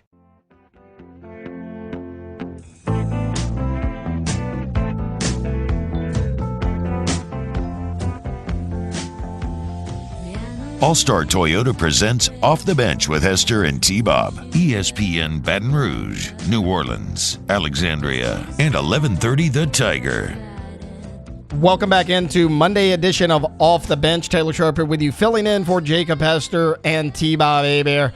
All right, right now we're going to go to our first guest of today's show. It is John Hendricks, the lead writer and reporter for Saints News Network on Sports Illustrated. John, what's going on? Hey, not too much, man. Happy for Monday to you, and beware of the day of April 1st. That's right. That's right. It is April 1st. We talked about it opening segment. I completely forgot until I got here today. How was your holiday weekend? It was good, man. Got to spend time with the family and was able to kind of just enjoy some beach time and then grill a little bit yesterday and all that fun stuff. So it was a good one, man. Hope yours was great too. Yeah, it was good. We got some crawfish. I'm gonna have to take out a second mortgage to pay that sack off. But we had a good time nonetheless. John, let's dive right into it. Not a ton of huge moves, but the Saints have been busy in free agency. They've signed Chase Young. They've signed a couple defensive players. They got Willie Gay. Out of all of those moves that you've seen the Saints make so far in free agency, which one stands out to you the most? Yeah, look, I think from a player perspective, it's got to be Willie Gay Jr. for me. I know Chase Young that's a big one, right? I mean, they brought him in for a reason, but look, I just look at what he's able to bring on the field and off the field, just the energy and passion, and just is able to do a lot of things from a linebacker perspective, and he's hungry. He's a guy that wants to have more playing time. He's going to get a chance to earn more playing time. You might see the Saints defense have more 3 linebacker sets with him, but he's a guy that is extremely strong against the mobile quarterback, which is something Saints have just not been particularly good at. And so, look, I really love the addition of him in this linebacker room, a guy that's a local kid, Mississippi State, if you will, and so a Super Bowl champion, 2-time Super Bowl champion. So he brings a lot of goodness to the table, and I think for the most part, former Chiefs have worked out pretty well for the Saints. I think that's from a player perspective, but from a coaching perspective, you got to look at that offensive staff with Clint Kubiak. I think that's been the biggest move the Saints could have made and have made this offseason. Yeah, I guess that's kind of where I want to go next. Because you got Chris Olave, you got Rashid Shaheed. We know that those are 2 solid receivers. Do you look for them to draft a receiver? Because, they haven't been super active as far as free agent receivers. Yeah, look, I think everything should be on the table. I think with the Ryan Ramczyk news, it probably makes you think that tackle is probably going to be the 14th overall pick in some form or fashion. But, look, there's still receivers out there, so I think free agency is still a route that they could go. I know that they believe a lot in A.T. Perry and his ability. They really are high on Coach Keith Williams, Coach Dub, that they brought in. That's going to emulate and be a little bit more like Curtis Johnson was for this receiving group, and so it's going to help these young guys grow up a good bit. They really like the idea of Cedric Wilson, and a guy like Hunter Renfrow still out there, so that's somebody to keep an eye on. But they really want to find a possession guy, and that's really where we probably should look at a little bit more. And look, Olave could be that top guy, that number 1 guy, but I think there's a certain prototype that you're looking at in that aspect, and so I think when you look at 45, that could be something that's on the table. Look, I wouldn't rule out a tight end potentially. I think that's something that is also up for debate. But, this is a tackle-rich draft for this team to look at, and so I would expect them to at least come up with some type of combination, whether it's an offensive lineman and maybe a skill position. That would make a lot of sense. As far as offensive line goes, I mean, it's no secret, right? The Saints need offensive linemen in a big way. What have you kind of heard as far as like maybe who they're targeting or how they feel about the guys they currently have on the roster? Yeah, I mean, so look, I think the interior they feel good about, right? I mean, Eric McCoy and Cesar Ruiz, and as far as that goes, and then you look at where the things go from there. They like veteran James Hurst. He's a guy that could play left guard, left tackle. Trevor Penning, they haven't given up on him. He's going to play at left tackle this upcoming season as far as the plan for now. And I think the big question mark is Ryan Ramczyk. And obviously that's not a good situation. And here's the thing that people got to remember. No matter what has happened, it's not like his knee issue is going to just magically get better. It's going to be something that they're going to have to manage. And so maybe they've jumped the gun a little bit in saying that he might not play this year, but it's something that he's going to miss some time, obviously. And so I know they believe in guys like Landon Young. They really want to see a lot more of what they have in Nick Saldivari. And I know that may not excite fans, but I think where it leaves them is when you're running a Clint Kubiak offense, you have to have the offensive line that supports it. I don't know that they have those pieces in place right now. And even at the owners' meeting, they didn't rule out bringing a guy like Andres Pete back. And so I think that's even something that could be on the table. But there's other guys like a Dalton Reisner that's still out there. They picked up Oli Udoh. He's a guy that's familiar with Clint Kubiak and Andrew Janako. So I think that they have some guys. They could field a starting lineup right now.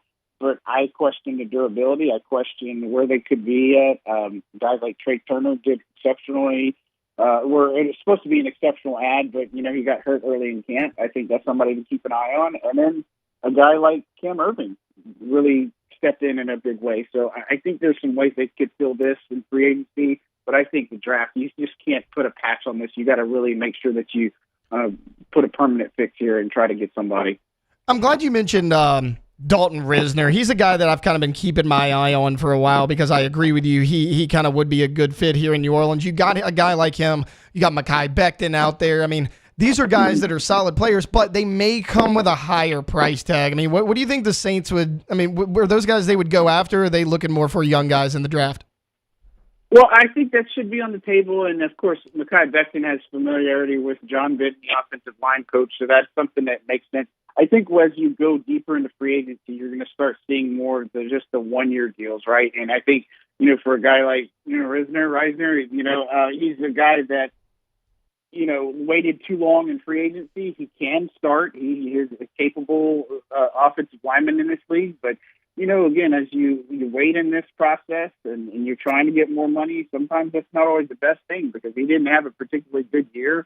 Again, the familiarity is there with him. But, I think him and Becton are two big targets to keep tabs on. And so, I think in this offense, yes, they probably would have their preference of filling it with veterans. But I think inevitably, this is the year where if you're going to draft somebody, you can't take the guy from the smaller school who hasn't had the experience. It just hasn't worked for them.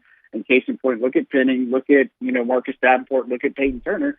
It's just one of those that if you look at the draft, there's three strong tackles. It's the triple F, the Fashanu, Poato, and the other one that eludes me at the moment. But those are guys that you probably could get at 14 and be happy about that. John Hendricks, our guest right now. John, you mentioned earlier, if they don't go after a big-bodied receiver in the draft or free agency, tight end is a possibility as well. A couple people have put out mock drafts, and they've actually mocked Jaheim Bell, the Florida State tight end, to the Saints. If the Saints were to get a tight end, they got a few of them on the roster now. What does the future of the guys on the roster kind of look like if they go tight end in this draft? Well, look, I don't think you can have too many. I mean, Taysom Hill is his role. I mean, he's part of the plans, the offensive plans, even though I know people have talked about trading him and all this other stuff and everything I've been told and everything we were told, that's not going to happen. And so I think he's part of that room. But, essentially you had Juwan Johnson and Foster Moreau. And so they got some guys from the practice squad that they carried last year that are on there. But, free agent market isn't strong. It's a lot of old veterans and such, and I just don't think that's the way that you look at it. And so, look, I'm a firm believer that that's a position where you can get a game changer, a Brock Bowers, a Theo Johnson. I mean, there are some extremely talented tight ends in this class right now. And so I think that's why I say you can make the case that, if they can address something at 14 as the offensive lineman, then you could go 45 with another one. And then you could maybe flip it up. You could maybe say take the Brock Bowers at 14 and then go with the offensive tackle at 45. I think there's a couple of ways you can do it. And the thing is, you have to be able to get these two picks right, and you have to get two guys that are going to start for you day one because you don't have anything until late in day three when you get in the fifth round, when you have all those fifth rounders. And I just don't think you have enough ammunition in this year's draft to move up into the third. You're going to have to dip into the cookie jar of next year. And, it's an unfortunate boat that they're in and such. But again, I think the tight end room can be something, but I think the role for Taysom Hill is yet to be determined in some aspects. But I know that he's a big part of what they want to do offensively this season. John, I want to ask you about the kicker signing for the Saints. They signed Charlie Smith. He's the Northern Ireland goalkeeper. What have you heard about him? I mean, he's obviously competing with Blake Grupe for that starting job. Does he have a shot to win this thing? Well, I mean, of course, probably it's a little bit premature because I think Blake Grupe, obviously, you look at him last year, he took the job for a little less. I mean, that's really what happened there. It was neck and neck, but I think as you looked at it and those who were watching in training camp and paying attention, saw what Groupie was able to do. I mean, he has leg, he has distance, he has a lot of the attributes that you like. And so, look, I think competition is always something that you're going to always embrace. And, for the Saints, it's an interesting and intriguing prospect. I mean, it's more than just being able to kick a long field goal with the wind. I mean, everybody knows that. There's new kickoff rules that are in place. I think that's going to play a factor in it as well. But, look, an intriguing prospect that he's signed to a 3-year deal. Maybe it's something there. Maybe it's not. But I think with Groupie, he was a much better player, a much solid player at the end, towards the back half of the season than he was early on. And, look, I think Darren Rizzi does a fantastic job, him and Phil Galliano on the special teams. And so whoever's the kicker is going to be a good one for the Saints. And I think he's going to be an intriguing one to watch kick. That's for sure.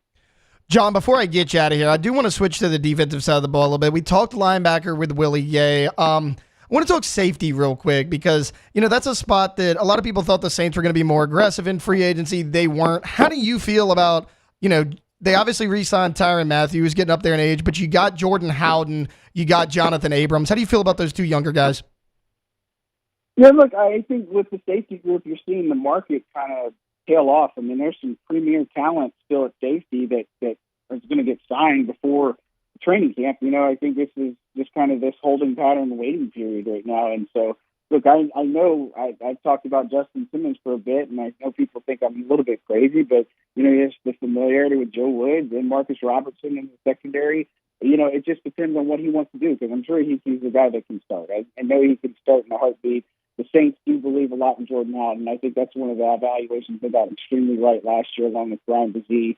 I think that speaks for itself. But Jonathan Abrams, he got a chance, an opportunity. We knew the writing was on the wall with Marcus May. I mean, the guy just wasn't available, and it's just an unfortunate part of his business. And so I think when you look at it, there is a need. They can't have this secondary fall off, which is another reason why I don't think they'd trade Marshawn Lattimore, losing Isaac Yedem and stuff too. But I think with the safety group, Tyrann is a guy that's a veteran that can still play at a high level and it brings a ton of leadership. And so getting him in for a 2-year run, essentially him, DeMario, and Cam, this is kind of the last crack for all these guys. And so, look, I know they're going to draft secondary in this draft. That's just how it is. They're going to add to the undrafted process. I think there could be a free agent signing or two, late in the process, much like Foster Moreau was last year, or Jimmy Graham and all those. Lynn Bowden they picked up from, June. And so there's always going to be a couple of free agents that you add and later in the process that end up paying dividends for you. John, I'm going to let you go. I can't be here long enough. You were just a wealth of information there. Thank you so much for joining us. Appreciate you, man. Have a good rest of your show. Yeah, you too. That was John Hendricks, Boot Crew Media, Saints News Network, Sports Illustrated, you name it. John handles it. Great information there from John Hendricks. We're going to stick with New Orleans sports, but we're going to go Saints to Pelicans when we get back. That's coming up here on Off the Bench. 104.5 ESPN Baton Rouge. Off the Bench with Hester and T-Bob. Off the Bench with Hester and T-Bob. Community Steel Company, CommunitySteelCo.com, CommunitySteelCo.com. They're in Gonzales, Louisiana. And if you have steel needs, be it purlin, tubing, sheet metal, steel buildings, metal buildings, anything, it's all there. And it's all made there on site, all your accessories, everything, y'all. But that's the best part. Because it's straight from the wholesaler to them manufacture the goods on site, no middleman jacking up the price in the back end. You get the best price point. You get the best customer service with a live and local sales team. And your personal or business needs are met.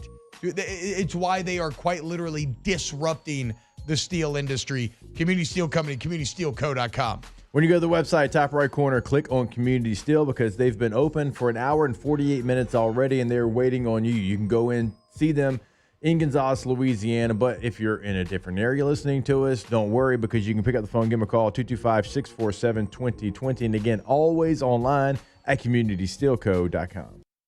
Our listeners fire off their opinions on the JimsFirearms.net hotline at 499-1045. Keep listening for your next chance to shoot us your thoughts with the JimsFirearms.net hotline on 1045 ESPN Baton Rouge. He's here. Anyone want a Coors Light? Oh, shoot, I forgot to play the song. I got a guy who can fix this. It was a humid day, barefoot children play, looking for that summer shade. Time just slips away. Oh, Louisiana, some kind of hold on me. Like cypress stumps, your roots are planted deep inside of me. There it is, the extra mile, on the border of expected and extraordinary, for those willing to go further, like vans customized for work or play, with safety and tech to keep you connected, supported by a 5-star sales, service, and finance team, and backed by the 1-star you know. So go the extra mile. It's never crowded, because so few have what it takes to go there. Mercedes-Benz Vans. Electricity is all around us, and our families depend on it.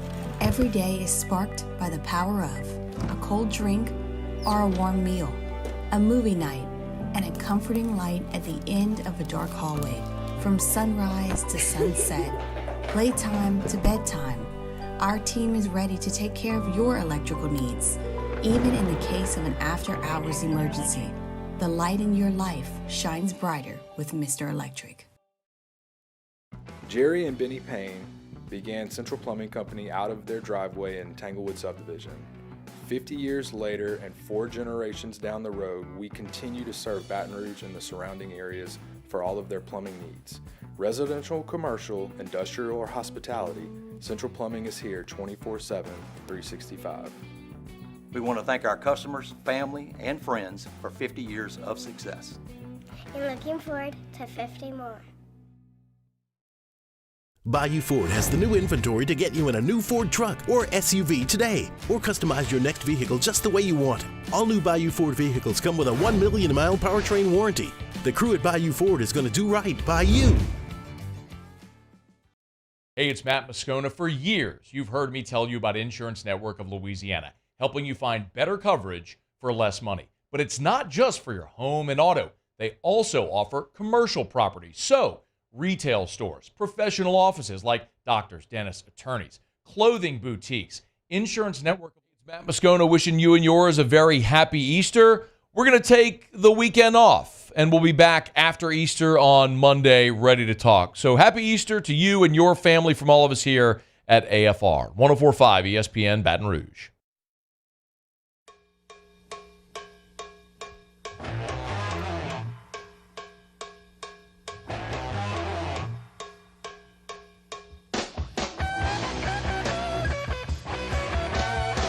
All-Star Toyota presents Off the Bench with Hester and T-Bob. ESPN Baton Rouge, New Orleans, Alexandria, and 1130 The Tiger. Rejuve Me Medical, restore me, refuel me, rejuve me. Okay, you got mood, memory problems, facial aging, andropause, menopause, a lack of energy, rolling out of bed or rolling in. These are all the untreated effects of aging, okay? And let Rejuve Me customize a plan for you by getting that free consultation, drawing your labs, and putting together a plan. Like maybe it's HRT, maybe it's a maglutide, maybe it's not, maybe it's B vitamin shots. There's a ton of different options, and they are now in Baton Rouge, Metairie, Slidell, and Shreveport. RejuveMeMedical.com. All right, welcome back into Off the Bench. Get out of here, T-Bob. Taylor Sharp here with you. 104.5 ESPN, hanging out with you here on this Monday morning. We were just joined last segment by John Hendricks, Saints News Network on Sports Illustrated, and Boot Crew Media. He was a wealth of information. We talked Saints free agency, upcoming NFL draft, you name it. Want to stick with New Orleans sports, but I want to shift a little bit from the Saints to the Pelicans. So we were last with you on Thursday. The Pelicans have played 2 games since then. They played 2 Eastern Conference teams, both playoff teams, and the Pelicans went 1-1 in those games. So on Thursday, they beat the Milwaukee Bucks 107-100. And then on Saturday, you lose to the Boston Celtics 104-92. Let's look at the Bucks game first. So, typical Pelicans game. I mean, you get production off your bench, at least a little bit. It was Larry Nance Jr. and then Jordan Hawkins gave you 2 points off the bench. So not quite the production you're used to, but you still got a little something. Jonas Valanciunas, he was big in this game. He had 17 points, 10 rebounds. He also had an assist. CJ McCollum, he didn't shoot well, but he was good from the free throw line. He ended up with 25 points to go along with 7 rebounds, 7 assists. Zion Williamson continues to be super efficient. 9 of 15, 28 points. 10 of 16 from the free throw line, though. That's somewhere that Zion has always struggled. Outside of him, though, I mean, Herb Jones goes 4 for 4 from the line. Valanciunas 2 for 2. McCollum 4 for 4. Trey Murphy 5 for 5. So nobody in your starting lineup outside of Zion Williamson missed a free throw attempt. That's big for this team because if you go back and you look at the box scores for their wins and losses, free throw disparity has been big in both wins and losses. Typically when they shoot bad from the free throw line, they drop those games. This was a tight game against a really good team who's going to be in the playoffs. You do good from the free throw line. Again, I mentioned Zion 10 for 16, but as a team, you're flirting right there with about 80%. So you had to be happy with that as well. Also, you knew Giannis was going to get his. Damian Lillard, you held him to 20 points. Beasley had 20, but Chris Middleton had an off night. He went 3 for 12, 1 for 7 from 3.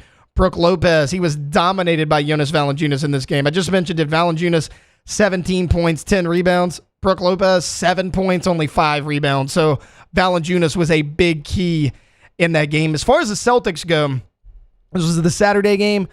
On paper, look, I get it. They're the Boston Celtics. They're the best team in the NBA. They're 58-16 right now. They're going to be the 1 seed in the Eastern Conference. They are my personal favorite to win the NBA championship.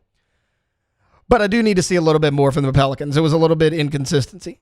Look, again, they're great. Jason Tatum did his thing. Every starter for the Celtics was in double figures. You had 17 points for the Celtics off the bench, which is more than what you had. And that's still not normally what you get from them. I mean, Peyton Pritchard usually gives you more than 2 points off the bench if you're the Celtics. So they were a little bit off as well. But for the Pelicans, you had 12 points off the bench with 3 players. Larry Nance gave you 5. Najee Marshall, who's getting 23 minutes, and without Brandon Ingram, he has to step up and he has to be more of an offensive threat. You put up Jordan Hawkins, he struggled as well. Now, Jordan Hawkins didn't have any points, but he only played 7 minutes, took 3 shots, only 1 from 3. He's got to be more involved. I get it. He's been a little bit inconsistent. He's a young player. You need 3-point shooting coming off of your bench. You had it with Trey Murphy, but now he's been inserted into the starting lineup because of that Brandon Ingram injury. Jordan Hawkins has to get more minutes. Do you trade him for a Najee Marshall? Do you trade him for a Dyson Daniels? Daniels had 11 minutes, but he didn't do much with it either. Matt Ryan got 7. He took 1 shot. And these guys have to be more aggressive from your bench scores. Outside of Larry Nance, you basically didn't get anything. As far as your starters go, Zion was Zion. Again, super efficient, 9 of 17. But again, 7 of 14 from the free throw line. He has to improve that because without Brandon Ingram, without your second superstar on the court, teams are going to key in on him. What happens if everyone has an off shooting night and you have to put Zion Williamson at the line? Those crucial free throws could be the difference between winning and losing a game. In these 2 games, one was a win, one was a loss. Zion, 7 of 16, 7 of 14. It's not going to cut it from the free throw line. Can you get to 60%, 65%? I get that he's not a great shooter, but you need something like that. Some sort of efficiency around there. Herb Jones, he had 18. He was good, 4 for 9 from 3. Trey Murphy, great from 3, 3 for 6. He had 11. CJ McCollum gave you 24. I mentioned you only had 12 points off your bench, but here was the biggest difference. Jonas Valanciunas only played 15 minutes in this game. He went 1 for 5. He had 2 points, 5 rebounds, 2 assists. That's the biggest difference. Because, I mean, we broke it down with the game against the Bucks. Valanciunas dominated Brook Lopez down low. That ultimately wound up being the difference in that basketball game. In this game, it was the opposite. Kristaps Porzingis, he was their post player. He had 19 points, 10 rebounds. He played 31 minutes. You got to find a way to keep Valanciunas on the court, whether it's changing up your rotation, keeping him healthy, giving him less breathers, keeping him out of foul trouble, whatever you have to do. It was that big game they had about a week ago against the Oklahoma City Thunder. We saw the same thing. Valanciunas played 13 minutes in that game, didn't play at all in the fourth quarter. Similar here. You only have 15 minutes. That's the biggest difference because when he's in there and he's playing 25 minutes and he's getting you a double-double, you're a lot more efficient, right? You score over 100 points. This time, you're not nearly as efficient on the offensive side because when everyone's crashing down on Zion down low, you don't have a secondary post threat. I mean, McCollum's a perimeter shooter. Murphy's a perimeter shooter. Herb Jones is kind of your wing. He's not going to be a threat down low, though. You have to have that secondary post presence. Jonas Valanciunas is that guy. Besides that, you look at the standings. You're at the 6th seed right now. Now you have a 2-game lead on the Kings for that 7th spot. Again, you want to be 6 or better because that keeps you out of the play-in. The 7, 8, 9, and 10, they do that play-in game. If you're at the 6th spot, you're good. You were at 5 about a week and a half ago. The Mavericks have passed you. Now you're both 45 and 29, but the Mavericks have the head-to-head against you, so therefore they have that 5 seed. You have a 2-game lead on the Kings, like I said, in the 7th spot. When does Brandon Ingram come back? Now, 2 weeks ago, 2 Fridays ago, Brandon Ingram was injured. And it was, we thought he had an ACL tear done for the year. It came out, he had a bone contusion in his right leg. They're going to reevaluate him in 2 weeks. He was going to miss a minimum of 2 weeks. Friday would be that 2-week mark, which is the same day the Pelicans take on the Spurs. Now, do you need him to beat the Spurs? Probably not, even though they are playing better. Victor Wembanyama had a really good game over the weekend. So do I expect him to play in that game? I don't. He'll be reevaluated, I think, on Thursday or Friday. Could be back soon after that. But where you sit in the standings is going to depend on what you do with Brandon Ingram. If you start to fall a little bit and you have a half-game lead for that 6th spot, you're going to have to get Brandon Ingram back at some point before the playoffs. You do not want to be in that play-in game. You want to be firmly in the playoffs because upsets happen all the time, right? Look at your 9 and 10 seed right now in the Western Conference. Your 9 seed is the Lakers. Your 10 seed is the Warriors. I get it. Those teams are a little bit older than they have been in the past, but do you want to see either of those teams in a play-in? I don't. So you got to get Jonas Valanciunas more minutes, keep him on the court, and you got to get Brandon Ingram back. If you can do that, I think this team will be just fine come playoff time. All right, we're going to take a timeout. We're going to wrap up hour number 2 when we get back. That's coming up right after this break here on Off the Bench, 104.5 ESPN Baton Rouge. Off the Bench with Hester and T-Bob. Off the Bench with Hester and T-Bob, ESPN. Go to Tommy's Windows, Doors, and Siding, GEAUXTommys.com.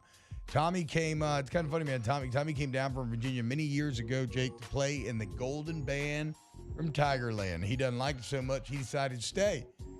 Then after he graduates, starts working with Windows. Okay, 27 years Tommy's got in the game. After 2 decades working for somebody else, said, you know what? I've learned a lot. I'm ready to strike out on my own.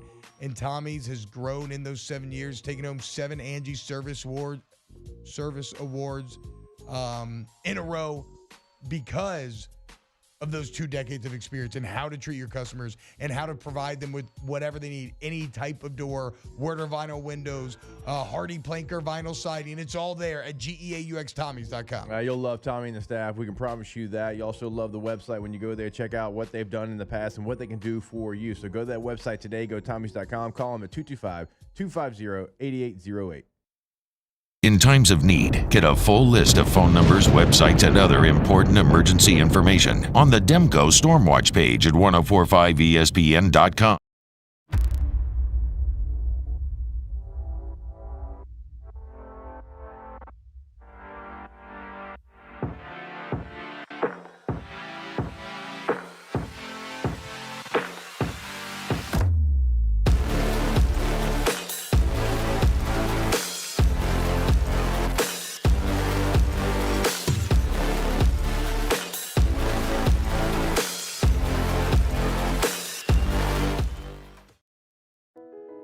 I've been doing business with Luba for 25 years. They're dependable, trustworthy. It's just the attention to detail with our clients. Our folks have years and years of experience. They're highly trained professionals, but many companies have that asset. What I'd like to think makes Luba a bit different is that we use those talents in a way that truly is dedicated to serving the needs of the folks who depend on us. Gulf Coast Office Products is a nationally recognized Savin office equipment dealer based right here in Louisiana. Over 100 employees strong, Gulf Coast has the boots on the ground to support all vertical markets from education, engineering, legal, and finance. With the latest in office technology, from desktop to production segment units, Gulf Coast and Savin have the perfect fit for you. Call 225-756-2644. That's 756-2644 for Gulf Coast Office Products. There it is, the extra mile, on the border of expected and extraordinary, for those willing to go further, like vans customized for work or play, with safety and tech to keep you connected. Supported by a 5-star sales, service, and finance team, and backed by the 1-star you know. So go the extra mile. It's never crowded, because so few have what it takes to go there. Mercedes-Benz Vans. The Windsor Senior Living Community in Mandeville, Louisiana is a beautiful, vibrant apartment community geared toward seniors. They are nestled right in the heart of Mandeville, where seniors live a more carefree lifestyle in spacious apartments with the peace of mind that comes from having a little extra help. Call the Windsor at 985-624-8040 to schedule a lunch and tour. Come see how the Windsor can be your passport to peace of mind. Electricity is all around us, and our families depend on it. Every day is sparked by the power of a cold drink or a warm meal, a movie night, and a comforting light at the end of a dark hallway. From sunrise to sunset, playtime to bedtime, our team is ready to take care of your electrical needs, even in the case of an after-hours emergency.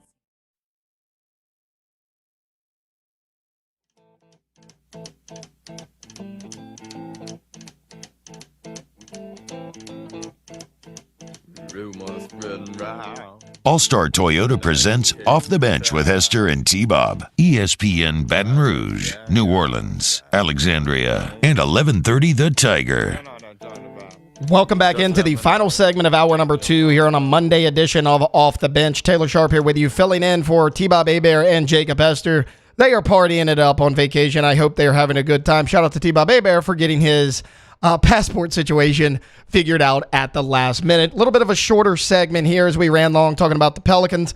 I wanted to kind of give my thoughts on this hip drop tackle issue that everyone seems to be freaking out over. We haven't really mentioned it on this show. Jake and T-Bob have talked a lot about the new kickoff rule, which I don't mind, by the way. I actually watched a couple of the UFL games. UFL kicked off on Saturday. Tuned in Saturday and a little bit yesterday just to kind of see how it would work. I like it. There was a return for a touchdown in the UFL. It kind of seemed like it made kickoff a bigger part of the game instead of taking away from it. I originally looked at it and was like, hey, wait a minute. I don't like you're taking kickoff out of the game. I actually enjoyed it. So I don't think that's going to change the rules really significantly. This hip drop tackle, though, seems to have a lot of people upset. And you've seen the hip drop tackle, right? It's the open field tackle. The defender wraps the ball carrier kind of around the waist, twists his body, and it puts the offensive player in an awkward position. And the argument being used is, well, it was only used 230 times last year. How big of a part of the game is it? I agree. How big a part of the game is it? But did it need to be banned?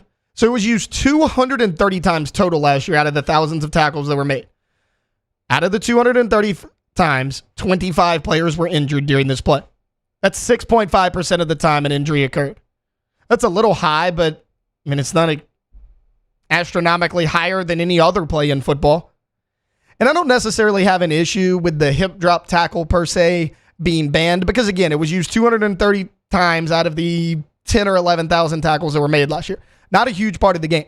My issue is NFL football is already so catered towards the offensive side of the football.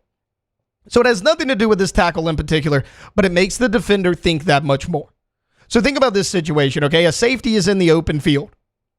A receiver just catches the pass. He's going, not only does he have to think about his angle, he's like, okay, I can't hit him up high because that's going to be targeting.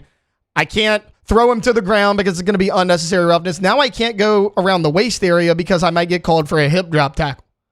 That's kind of the main issue I have with this. How long until these defenders start pulling up and they get hurt? We saw Cameron Wake about 5-6 years ago tear his ACL because he pulled up because that was when they were really strict on the roughing the passer penalty. They since amended that. I think we're going to head to something similar here. Not that the defenders are going to get injured, but they're going to pull up on these open field tackles because they don't want a penalty. I mean, what happens if, let's say, the Chiefs and Bills are playing again? Josh Allen has a really good game, like he has in the past against the Chiefs. He's never been able to beat them, though. They're winning that game. Mahomes throws it to Travis Kelce. And the Bills get called for a 15-yard penalty for a hip drop tackle with 20 seconds left, and the Chiefs go on to win that game. I mean, that's bad football right there. I don't like it. Again, it's not that big of a part of the game anyways. You do so much to protect these players, and rightfully so. I understand, but you can't keep taking every single thing out that puts these players in jeopardy. Because at the end of the day, I mean, it's kind of harsh to say. That's football, though, right? I mean, you cannot take every single aspect of this game out. So, again, I don't think the hip drop's going to impact the play on the field, but it could impact the way defenders go to tackle, which is a big issue in my eyes. All right, look, that's going to wrap up hour number 2. We got one more hour left with you at 9 o'clock. We're going to have weekend winners as we always do, and then Devin Snow is going to hop on with us. He is still a go. That's going to be at 9:15. Then we're going to talk a little LSU basketball news, men's basketball actually, instead of women's, which we covered in hour number 1. And then we're going to wrap up the show like we do every day with a little bit of Ask the Bench. So that's going to wrap things up for us here for the 2 o'clock hour. We're back for another 60 minutes right after this here on Off the Bench, 104.5 ESPN, Baton Rouge. Off the Bench with Hester and T-Bob. Off the Bench with Hester and T-Bob. All-Star Toyota of Baton Rouge.com. All-Star Toyota of Baton Rouge.com. Go there today. New, used, rentals. It's all there. Cheaper per day rental price from traditional rental companies. What if you get in an accident, though? You need a service center, body shop. You want to go into All-Star. They give you a free professional estimate.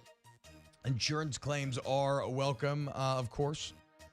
You mention OTB when you get $100 towards that deductible. So go take advantage of today. All-Star Toyota Baton Rouge, All-Star Toyota of BatonRouge.com. Go check out everything that they've got available, no matter what you're looking for. If you're looking for the minivan, if you're looking for full-size, mid-size SUV, if you're looking for a truck, multiple options and everything that we talk about, sedans, hybrids, you name it, they've got it. And they've got it when you're buying new, when you're leasing, and when you are renting. So no matter what you're doing, everything's available. You're not going to find that anywhere else. Certainly in the leasing and the rental department. So make that call today. Go to the website today as well. All-Star Toyota of BatonRouge.com. All-Star Toyota of BatonRouge.com. Bayou Chrysler Dodge Jeep Ram is taking $22,500 off the new 23 Ram 1500 SCA truck. We're open for business in our beautiful new showroom and taking $22,500 off the new Ram 1500 truck. All new Bayou vehicles come with a 1 million mile warranty. The crew at Bayou Automotive is going to do right by you.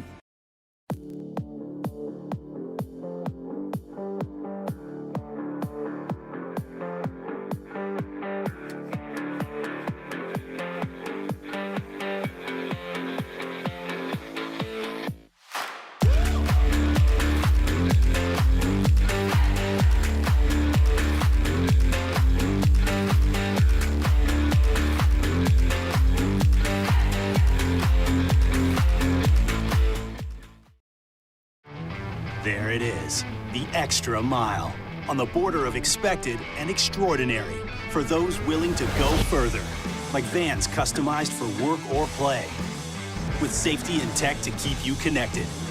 Supported by a 5-star sales, service, and finance team, and backed by the 1-star you know. So go the extra mile. It's never crowded, because so few have what it takes to go there. Mercedes-Benz Vans. I've been doing business with Luba for 25 years. They're dependable, trustworthy. It's just the attention to detail with our clients. Our folks have years and years of experience. They're highly trained professionals, but many companies have that asset. What I'd like to think makes Luba a bit different is that we use those talents in a way that truly is dedicated to serving the needs of the folks who depend on us. Electricity is all around us, and our families depend on it. Every day is sparked by the power of a cold drink or a warm meal, a movie night, and a comforting light at the end of a dark hallway. From sunrise to sunset, playtime to bedtime, our team is ready to take care of your electrical needs. Even in the case of an after-hours emergency, the light in your life shines brighter with Mr. Electric. Jerry and Benny Payne began Central Plumbing Company out of their driveway in Tanglewood subdivision. 50 years later and 4 generations down the road, we continue to serve Baton Rouge and the surrounding areas for all of their plumbing needs. Residential, commercial, industrial, or hospitality, Central Plumbing is here 24/7, 365. We want to thank our customers, family, and friends for 50 years of success. And looking forward to 50 more. At Relief Windows, we're more than windows. We're windows, doors, hardy plank, and vinyl siding. But our number one product is always customer satisfaction. Visit us online at reliefwindows.com.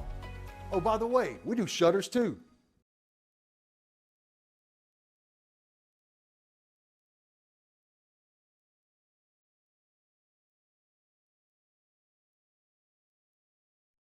Let we go!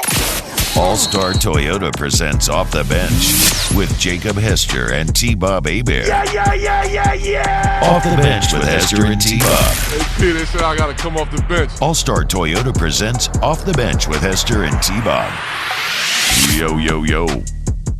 Welcome into Off the Bench, hour number 3 on this Monday, April 1st. Taylor Sharp sitting in for T-Bob Hebert and Jacob Hester. You got me today, tomorrow, and Wednesday as well. We have covered a ton, whether it's LSU football, Saints, Pelicans, women's basketball, you name it. We've covered it in the first 2 hours. You want to hear those, they'll be up on YouTube after the show, and you can hear it at 1045ESPN.com in the on-demand section. Taylor, before we get to weekend winners, I just want to say we're in the third hour of the show. You have been killing it so far. Thank you. Hosting Off the Bench. I appreciate that. April Fools! I should have seen that one coming. I did not. I'll give you credit. It was much better than your April Fool's joke to lead off the show. I really did. I mean that. This was a good one. That was a T-Bob level Taylor shot, which I appreciate. I was upset. My guy wasn't here. I was like, no way is this day going to be completely positive. So I do appreciate that. All right, look, with that, let's just dive in right now to a little bit of weekend winners. That's how winning is done. That's right.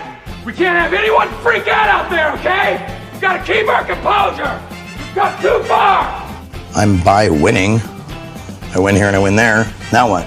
Are you doing what it takes to win a championship? Wow, winning. Well, then I guess there's only one thing left to do. What's that? Win the whole thing. All right, weekend winners, and I will go ahead and kick things off. My first weekend winner, it is the NC State basketball program, not just the men's. It's the men's and women's. They are both in the Final Four. The men's made it with their big win over the weekend, women as well. So NC State Wolfpack men's and women's basketball teams both in the Final Four in the same year. That is my first weekend winner. All right, my first weekend winner, got to give it up for the ladies. LSU baseball, of course, had a disappointing weekend, but LSU softball swept number 11 Texas A&M at home, which we were talking about it during the break. It is a much-needed win for LSU softball after dropping a couple early in conference play after a great 24-0 start, and they needed this shot in the arm to get them through the rest of the SEC conference play. Very exciting. Pleasance hit a walk-off solo shot in the 8th inning in the first game, which in softball is extras for those who don't know. Berzon had 5 strikeouts in 8 innings pitched on that game. And in the second game, LSU was scoreless through the 5th inning, or scored 1 in the 5th, and a big 6th inning with 4 runs scored in the 6th. Kelly Lynch had 6 strikeouts through 5 innings there. And in the third game, this is like kind of like a sub-weekend winner, like weekend winner A, weekend winner B. Allie Newland hit her second grand slam of the season. We were trailing 3-2 going into the 6th inning, and she hits a grand slam, giving us the lead and the win over Texas A&M. Well, you needed that, and you needed your big players to step up, right? We were talking about it during break. Like, they needed this series as bad as LSU needs to win the series against Vanderbilt coming up, because you mentioned it, a 24-0 start. You beat Texas at home. It's a great game. Then you lose Danica Coffey. You get into the SEC play. Things aren't going well. They needed it in a big way. Shout out LSU softball. Cassie, what you got? All right, so this weekend, my boyfriend got baptized and confirmed in the Catholic Church. Heck yeah. I was his sponsor, so that was a pretty That's big cute. deal. Awesome. Yeah, shout out to him. Weekend winner. I got to meet your boyfriend at the... I met him at Tigerland. Oh, yeah. Mine was a lot more controlled environment. It was at the Guaranteed Christmas party that I met your boyfriend. Oh, wait, yeah. I met Super nice guy. I enjoyed our conversation. Shout out to him. Definitely a weekend winner. Okay, my next weekend winner, it's going to go to Zach Edey, the center for Purdue.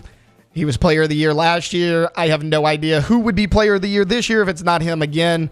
He is absolutely crushing it in the NCAA tournament. He had 40 and 16 the other night to take Purdue to the Final Four.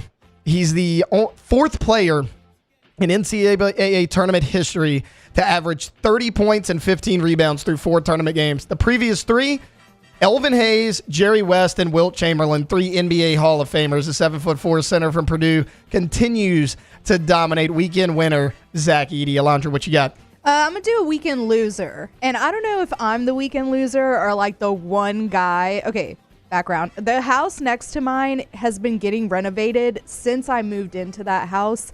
And it's been maybe like 2 years now. And it is the most frustrating thing ever because it's a heck of a renovation. It sounds like they're working on my house, to be honest. And like it's super loud, pisses me off. And you know, like we wake up early during the weekdays to get here and do this morning show. So like on the weekends, I really want to sleep in. 6:55 in the morning. There's one guy outside using like whatever. If you're going to go do construction, sure. But you're using a power tool at 6:50. And it was a, say it, what was it called? It was a skill saw, right? You're explaining the big saw. Yeah. So he's like sawing like these planks. And I'm like, dude, what is one person going to get done on a Saturday? Like that's probably why it's taking them 2 years. This is why it's taking you so long because you got one guy on a Saturday out here with sawing planks by himself. And like at least wait to use his power tool. Like it makes me so angry. I went Karen a little bit. I was about to say, you seem like the type that would go out there. I went Karen a little bit and I looked up the city ordinance and they can be there on Saturdays, but they can't on Sundays. And one time they were out there on a Sunday and I saw the contractor and I was like, yo, you cannot be out here on a Sunday. Like, do not let me catch you out here on a Sunday again. Alondra went out there, Cassie. She had like her slippers and her nightgown on, walked out there, printed out the city ordinance. My rollers in my hair. No, I was telling you, so every morning I leave my house at 5:30 and I let my dog out to go to the bathroom and everything. Yeah. It's worked because he's so good at it. But on the weekends, like yesterday morning, you know, I'm trying to sleep in. It's Easter Sunday. We're going to church later, but like it's 6:15 in the morning. Yeah. He comes up to the side of my bed, crying, climbing up, scratching my arm, trying to take. So it's like even on the weekends, I pretty much have to take him out at 5:30 every single morning. Yeah. It's awful. Also, every morning he will not go to the bathroom unless me and Victoria both get up. So she has to wake up at 5:30 so that he'll go outside and she has to get right back in bed. So she absolutely hates it. But yeah, that sounds awful. I mean, 6:45, that is way too early to be playing with a skill saw in a house he hadn't finished in 2 years. Yes, and then E-Gator in the chat says progress stops for no one, Alondra. There's been like zero progress on this house. Well, that's why there's only one guy out there. I don't understand what they're doing. Yeah, it's so annoying. All right, Cassie, what you got? I don't really think I have another one. That's fine. I got a weekend loser. This was in the women's NCAA tournament. It was the Final Four game I mentioned that NC State was a part of. The 3-point lines were different lengths. So I believe I read in college for women, it's 22, 1 1/3 feet. That's the standard. One of them was standard. The other one was actually a little bit shorter. They marked it off. They brought in both coaches from both teams, and they said, look, you can either play with uneven 3-point lines or you can wait an hour and we'll have it fixed. For whatever reason, the teams decided we don't want to wait an hour. They played with the uneven 3-point line. If you think about it, it kind of does make sense because, like, you switch sides at halftime. So one team has it this half, one team has it that half. And there wasn't a ton of complaints after the game, but, like, this is the NCAA tournament. This is the Final Four, so it's not like it's or Elite 8 game, so it's not like it's the first game of the tournament. And your 3-point lines are different lengths on either end of the court. So weekend loser, the NCAA women's basketball tournament. Alondra, what you got? I think that was all that I had. Weekend winner. I guess it was last weekend, but I didn't get to mention it because they were on remote this last week. But my neighbors went to the baseball game last weekend, and my 8-year-old neighbor, Mac Bingham, threw her a ball, and so now she's like #1 Mac Bingham fan. So shout out to Lydia. She's the weekend winner. That's awesome. Was it a foul ball? No, so it was just like one of those that they warm up with. I was about to say, if she caught the foul ball at the Bananas game, it would have been an out. Yeah, no, they didn't get to the Savannah Bananas. But they had like a 12-year-old kid at the Savannah Bananas game. Like first inning, he caught a foul ball, and it was for the party animal. So they picked him up, scooped him on their shoulder, let him sit in the dugout for like the next 4 innings. It was awesome. So yeah, but no, shout out to her. My weekend winner is going to be the men's NCAA tournament because we had some heck of a games over the weekend. The biggest one, Alabama taking down North Carolina 89-87. Look, I have been the biggest Alabama critic, not just because I hate Alabama, but because they struggle to play defense. But it hadn't mattered so far in the tournament. They have been on an absolute tear offensively. They win that game 89-87. Grant Nelson with another big game. Mark Sears proven he might be one of the best guards left in the entire NCAA tournament. As much as I hate to say it, Nate Oates has those guys rolling.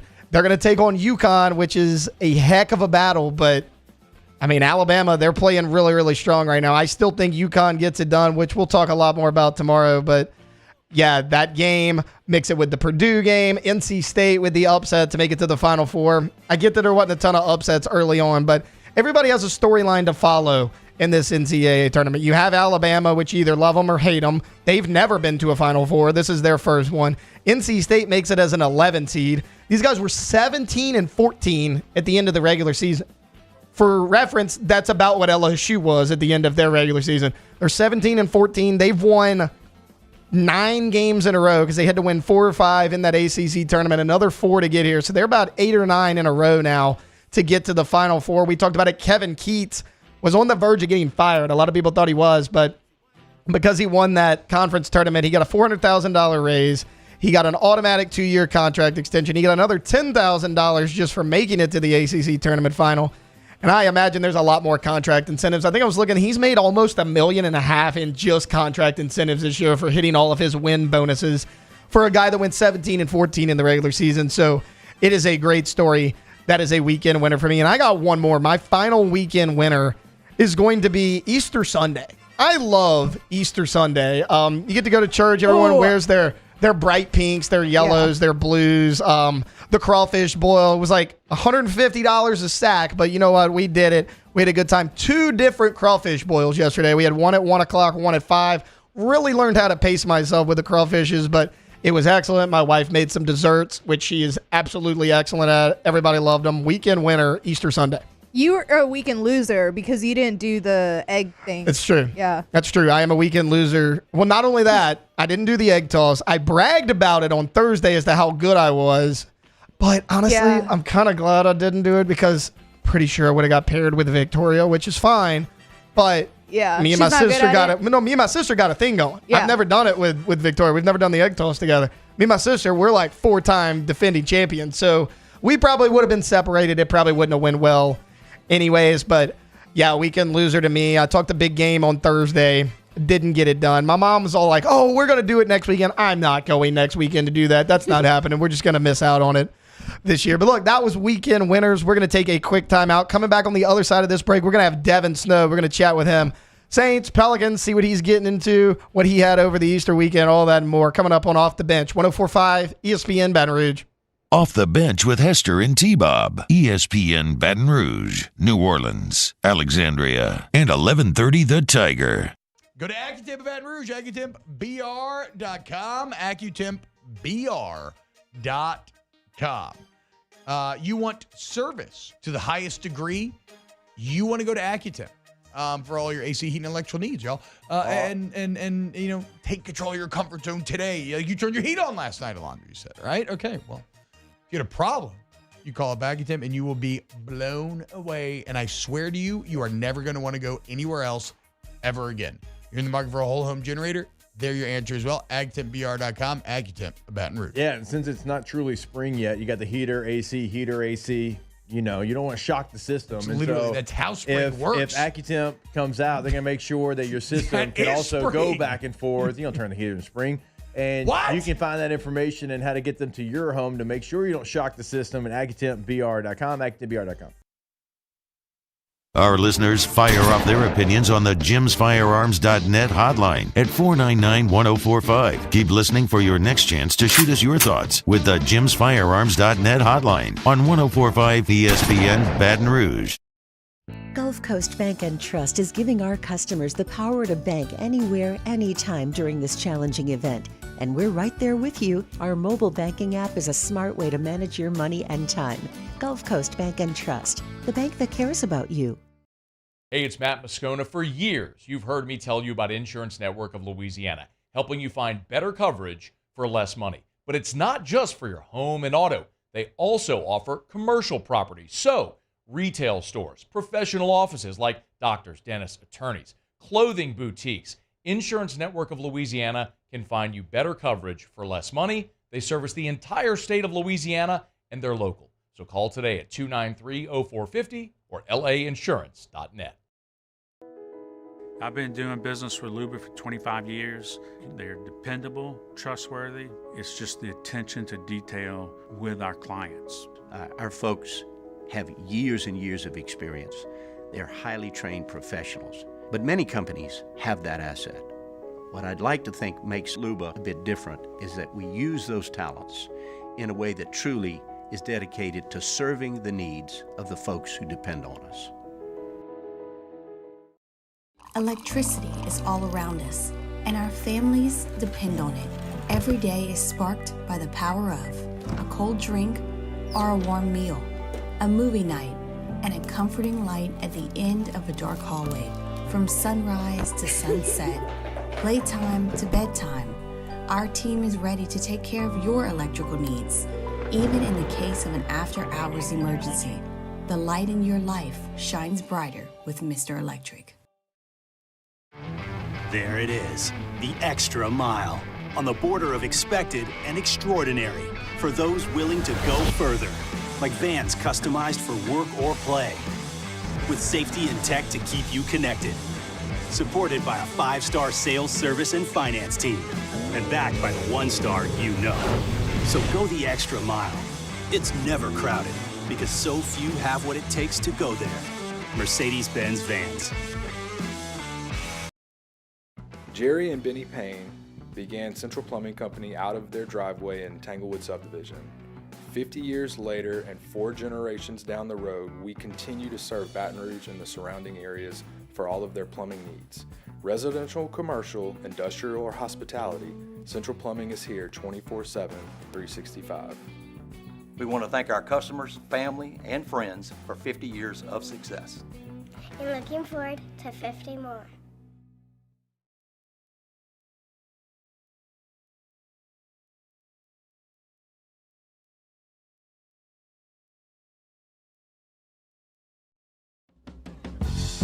Some people call me the space cowboy. Yeah. All-Star Toyota presents Off the Bench with Hester and T-Bob. ESPN Baton Rouge, New Orleans, Alexandria, and 1130 The Tiger. Welcome back into Off the Bench, a Monday edition of OTB. Taylor Sharp sitting in for T-Bob Hebert and Jacob Hester. Right now, I want to welcome in a weekly guest on our show. He's here every Monday, and it's one of my favorite segments of the entire week. It's Devin Snow. Dev, what's going on, man? What's up, my brother? How we doing? That song, man. Just imagine being alive when that song first came out. You know what I'm saying? Oh, dude, crazy. I mean, like, just imagine being in a bar the first year that Some People Call Me a Space Cowboy just came out. It's just a banger forever. Every time I think of, have you seen Hot Tub Time Machine? Yeah, of course. I was rewatching it the other day, and it was the part where Craig Robinson like sung the song that was from the future that like nobody knew yet. You know, that's what I'm imagining right now when you're talking about that. Exactly, dude. That movie is great too. I wouldn't say it's underrated, but like, you know, I think it's one of the best comedies of all time. The first Hot Tub Time Machine 1. I would say it's underrated. Look, I watch a ton of movies. I had never seen that movie. I watched it for the first time back in like October, and I've watched it like 3 times since then. It was like one of my biggest movie blind spots. I love it. I thought it was hilarious. Yeah, real simple concept, kind of, but like really effective in explaining it. It was good. Dude, I had a dream last night. I wanted to share this when I first got on. I had a dream last night. I lost both of my teeth, my front teeth, and it just made me think, man, it's like dreams are so crazy sometimes because they can be simple or they can be like detrimental to where you don't know if it's happening for real or not. Dude, I was in a pickle during my dream last night. I really thought that they were gone, bro. It was terrible, man. My wife has these awful dreams, like, and she tells me about them. I'm like, it's always like she's at war and she has to like kill people that are in her house and stuff. And I'm like, I don't have these like lucid dreams like that. I'm more of like low key. But Dev, you know, over the weekend we all celebrated Easter. What'd you get into for Easter? I imagine you had some fun. Well, okay, so I went shrimping on Saturday. Oh, I'm sorry, on Friday morning I went shrimping. which is crazy, man. You know what I'm saying? These guys do this stuff every day. Like, they just get up at 4 a.m. and just hit the water and go get – they were catching live shrimp so people could have live shrimp to fish and stuff, right? I mean, dude, the process of shrimping, it's fascinating, man. Like, they're basically just taking a net, dragging it all around the water, and then whatever comes up, they got to decipher the shrimp out of there. So you could have stingrays, catfish, you name it, bro, like all in this one net, and you just got to pull the shrimp out, and then you keep doing it over and over. So I did that on Friday, and then I woke up Saturday morning and ran the Crescent City Classic, which was like 6.2 miles, I believe. So, I mean, it was an active weekend, and then ate crawfish yesterday for Easter. It would take me 6 Saturdays to run 6.2 miles. Was that your first Crescent City Classic? That's my third. This is my third time doing third year in a row. And, dude, let me tell you, bro, the first year I ever did the Crescent City Classic, I was still smoking cigarettes. And it was one of the hardest things I've ever done in my life. Now, it's not that bad. It's not bad, dude. You just run at a very regular pace, and I got done in an hour and 28 minutes. I mean, I never run, bro. I run one time a year, Crescent City Classic. That's not a bad time either. Hour 28 for just a slow pace. I mean, taking your time on it. That's not bad at all. You were talking about going shrimping. I've talked to a lot of people, and they said that they did shrimp this weekend instead of crawfish because the price was so high.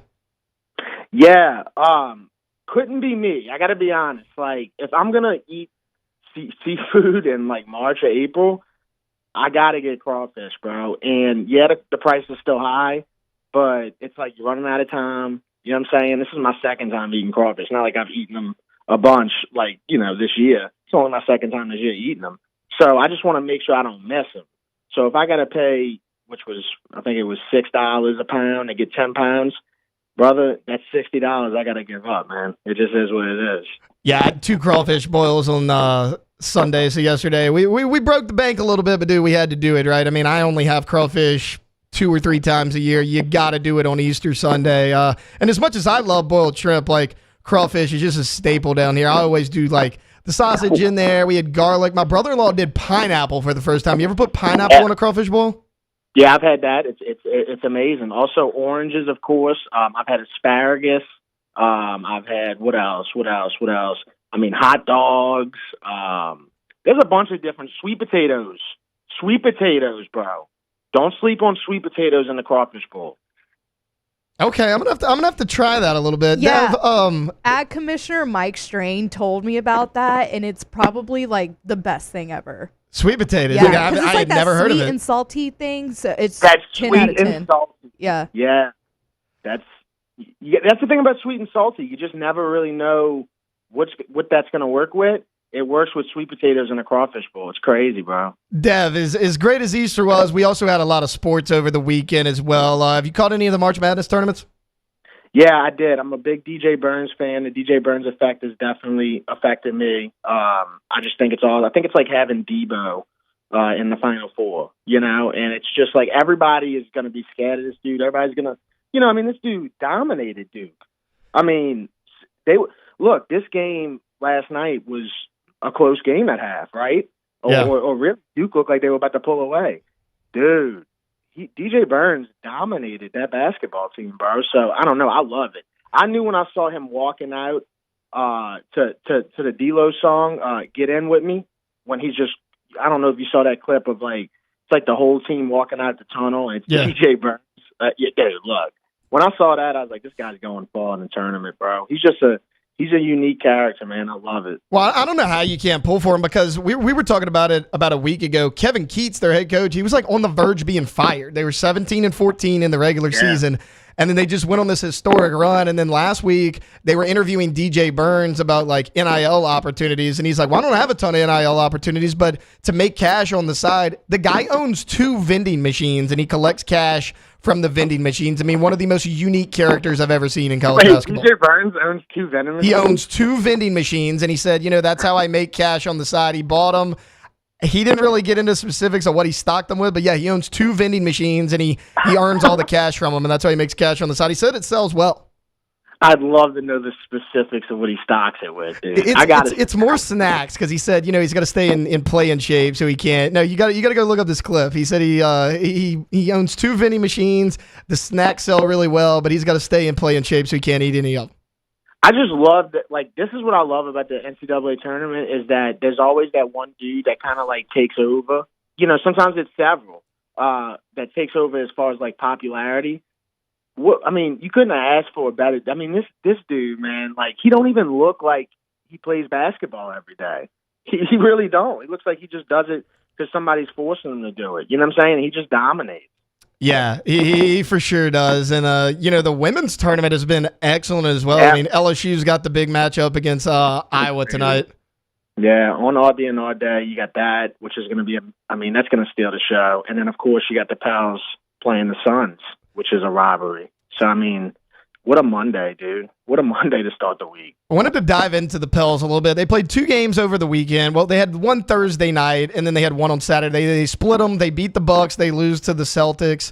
What are your thoughts on this team without Brandon Ingram? Because you look right now, they're on that 6 line. That's where they need to stay to avoid that play-in. Now, they're tied. They have the same record as the Mavericks, but the Mavs have the head-to-head tiebreaker over them right now. So, how do you kind of feeling this team out? Because I was really high on them. I still think they'll be okay, and they'll get BI back eventually. But what do you think's going to happen the rest of the regular season? Brother, let's be real, man. I was super high on the Pels, like dreamy high on the Pels, not even 7 days ago. But let's be real on what's happening right now. So, okay, obviously BI's out. The Pels are in the 6th spot. We remember where the Pels were just a few days ago. What spot were they in? They were in the 4th spot, right? Yeah. Things are happening, man, and I got to be honest with you, dude. It doesn't look as promising as it did just 2 weeks ago. It just doesn't. If they don't look, we knew about these stretch of games that they have. All of them at home too. You know what I'm saying? You have 5 straight games that you play them at home, and you didn't want to just win one, lose one, win one, lose one, because dude, the Western Conference. The Kings are 2 games behind you. Like the Suns are 2 games behind you. You play them tonight. The Lakers, they beat the hell out of somebody. Beat the hell out of Brooklyn last night. You see what the Mavs are doing. They killing everybody, bro. So we are kind of regressing because we don't have BI. And, man, I would hate to see us mess around and fall into some type of play-in spot, bro, because that would be absolute worst-case scenario. And here's the best – the even worse part. When BI comes back, it don't just, change. It takes time. It was just the worst scenario, bro, that could have happened, the BI thing. Because I think that the Pels – when you watch them play the Celtics, it's not good. You know what I'm saying? Yeah, when you play an elite team like that, your flaws really show without Brandon Ingram. Yes. You see what I'm saying? And it's just, man, I want to stay positive. I'm going to stay positive, but it's trending not in the right direction, if you ask me. Well, and then when you look at it, you're talking about avoiding that 7-8 line with the play-in. The 9 and 10 seed right now is the Lakers and the Warriors. I get it. They're older, but I don't want to see LeBron and Steph Curry in a must-win play-in game. Right, because everything changes in the playoffs. All these, especially those dudes right there, LeBron and Steph Curry. Those 2 dudes right there, it don't matter if they did nothing in the regular season. When it comes to the playoffs, they transform. We see it every year. Dev, I want to talk real quick about the Saints. They sign a Northern Ireland goalkeeper to come in and be a kicker to compete with Blake Grupe. What are your thoughts on that signing? These guys, bro, first of all, they love messing around with these kickers and these punters. You know what I'm saying? Yeah. And I don't know how much they paying the international scout, but they must be paying him good because they trying to get him work. You know what I'm saying? Last year with Lou Hadley, we found the dude was a tattoo artist doing sheetrock work or something, and we found this dude to come punt for us. These guys will find anybody across the seas to come kick and punt, but they're usually not even that good. Let's be honest. Well, everybody was really high on Headley coming into the year, and he was below average punter last year? Dude, he was, come on, bro. That dude. I'm being nice. Yeah, he was aggravating. I'm gonna be honest, because and his punt style, it's low, it's super low. You don't get no hang time with Headley. You know what I'm saying? You can't call him hang time Headley because he ain't got no hang time. So I don't know, bro. I watched this kid in the UFL kick a 64-yard game winner twice. They iced him on one of them. He made it, and then he went and hit it again. And this kid hadn't kicked a real game field goal since high school. Yeah. So I don't know where we looking, but I will say this, the UFL, man, it was pretty good. Yeah, I watched a little bit over the weekend. Yeah, I enjoyed it. Jontre Kirkland is like one of the best receivers in that league. Yeah, he's a dog, dude. Like, I think the good idea would be like, for instance, like Foskey, Pennon type guys. Why don't we let those guys go play in the UFL? You can't tell me those dudes don't need the snaps. Yeah, just get them a developmental in the spring. I mean, the seasons don't cross over anyways. I don't see why not. I love that idea. I mean, that's kind of what I always thought the UFL was going to be, a developmental league, like a feeder system, kind of like minor league in baseball. Right, yeah, G League this stuff, bro. Like, I hope it does come to that, because there's a lot of Saints players I could think of that could be using these snaps right now. Dev, I've got a question before we let you go. We got WrestleMania coming up this weekend. What you got? Yeah. We got Cody Rhodes, Seth Rollins, The Rock, Roman Reigns. That probably culminating this weekend. What you think? These dudes love Cody Rhodes. You know what I'm saying? I'm not a huge Cody Rhodes fan. He's good on the mic. Stop it. Stop it. No, he's not. Stop it. Come on. I mean, I'm not even trying to, like, compare him to Dusty Rhodes, but, like, if you Dusty Rhodes' kid, you better be good on the mic, and he is not. That's my main problem with him. I just don't think he's good on the mic. Like, you watch what The Rock does, and I know nobody will ever be The Rock, but look when The Rock gets on the camera. It is levels. It is levels. You know what I'm saying? I don't know. We know what's about to happen. Cody Rhodes is he's gonna win the title. Yeah. The Rock's gonna turn on Roman Reigns. It's gonna be a full blown heel to babyface switch for The Rock, and Cody Rhodes is gonna win the title. But I mean, of course, I watch WrestleMania every year. I love it, I guess. Did you go to the one in New Orleans a couple years ago? The one that was a couple years ago, yes. But the one that I missed was the one that'll eat me up forever, is when Brock Lesnar beat The Undertaker. Yeah. I wasn't there for that. Dang. So, yeah. I don't know what I was doing. I know what I was doing. I was broke. That's what it was, and didn't go. Dev, it's RB&R day, as it is every Monday. Where are you going? Not sure yet. I'm kind of thinking I want to go to the casino. So maybe like scope around the casino, see what they got going on. I doubt it'll be anything fantastic, but at least I get to go to the casino and, see how they celebrate in tradition. So that would be my guess right now. Hey, I love it, man. Dev, look, I'm going to let you go. I held up a lot more of your time than I intended to, but thanks for hopping on with us. Oh, dude, it's all good. I appreciate it, and y'all have a great day. Yeah, for sure. You too. That was Devin Snow right there. Look, we're going to take a quick timeout. We're going to come back, talk a little LSU basketball news. We got about 30 minutes to go here on a Monday edition of Off the Bench, 104.5 ESPN Baton Rouge. Off the Bench with Hester and T-Bob. Construction, PECbuilt.com. PECbuilt.com. If you need fences, pergolas, outdoor kitchens, bulkheads, any of it, it's all there for you at PECbuilt.com. Go look at the website, look at the gallery that they have. What about pools, though? Summer is right around the corner, y'all, and you want to beat the heat this summer with the pool of your dreams. Check out what Pinnacle can offer you. They can do a fully custom job if you want, but their spec pools are very interesting. They're very affordable. There's financing, normal options available, and you choose from a number of templates, and then you choose detail work within the template, so you make it your own, and in 2 weeks, you have a pool. Go to PECbuilt.com. Yeah, a lot of different options. I mean, honestly, like way more than you would think as far as what they can do for you, and those templates are going to be way more than just a kidney-shaped pool. And look, the 2 weeks is the 2 weeks. Like, we are not lying to you. Like, I have seen it firsthand. You'll see it as well. PECbuilt.com. In times of need, get a full list of phone numbers, websites, and other important emergency information on the Demco Stormwatch page at 1045ESPN.com.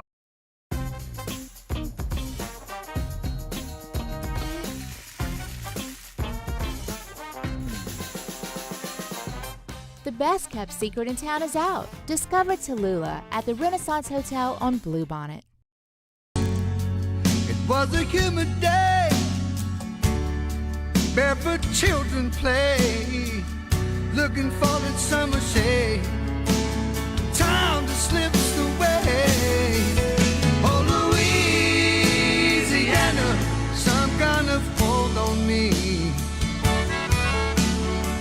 every stunt.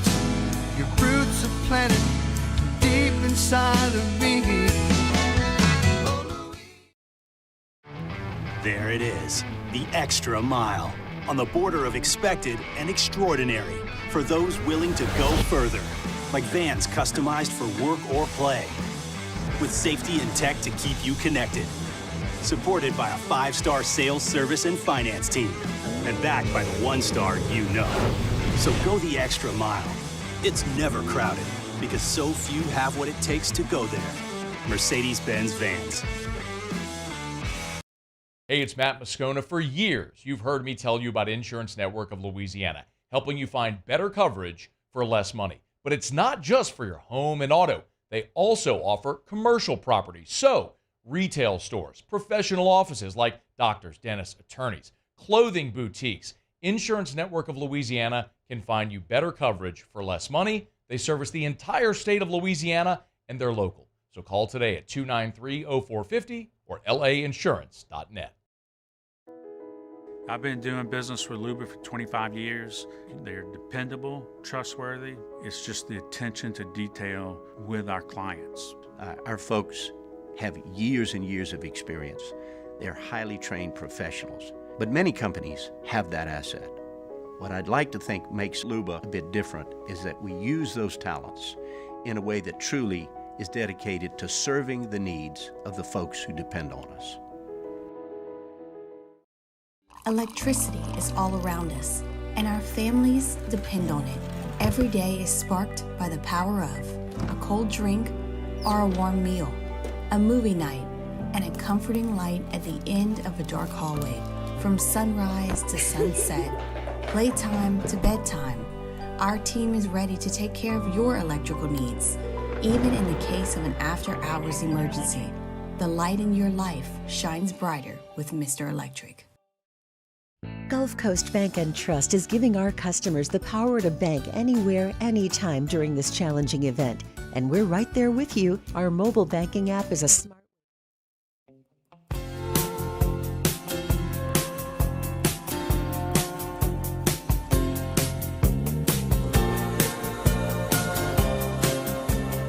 All-Star Toyota presents Off the Bench with Hester and T-Bob. ESPN Baton Rouge, New Orleans, Alexandria, and 1130 The Tiger. Welcome back into Off the Bench. Taylor Sharp here with you, filling in for T-Bob Hebert and Jacob Hester for the next 3 days. We got about 20 minutes left in today's show, and wanted to talk a little LSU basketball here. Not women's basketball. This would be on the men's side, as Matt McMahon got a commit from Kansas State guard Cam Carter. He signed with LSU out of the transfer portal over the weekend. He's a Donaldsonville, Louisiana native. He began his career at Mississippi State and started all 70 Kansas State games over the last 2 seasons. So he is a 2-time transfer, and he does have experience in the SEC. And when you look at this, it's not one of those end-of-the-bench type players. He was actually the leading scorer for the Kansas State Wildcats last season. He averaged 14.6 points per game, made 63 pointers on the year, and shot 84% from the free throw line. This is a big pickup for Matt McMahon. And the reason being is because you lose a ton of guards. You lose Jordan Wright. He was your team captain. He was kind of your heartbeat all year long. Everything you did offensively ran through Jordan Wright, starting at kind of the halfway point of the season all the way up until the conclusion. You also lose Trey Hannibal. And while Hannibal wasn't great at the free throw line, he didn't have a huge jump shot. He was excellent on defense. He wound up running point after Jalen Cook was suspended from the basketball team. And he did a really good job. Your offense actually got better once Trey Hannibal was inserted into the starting lineup. I mentioned it just a second ago. What is the status of Jalen Cook? We don't know, because all Matt McMahon said was he is suspended for violation of team rules.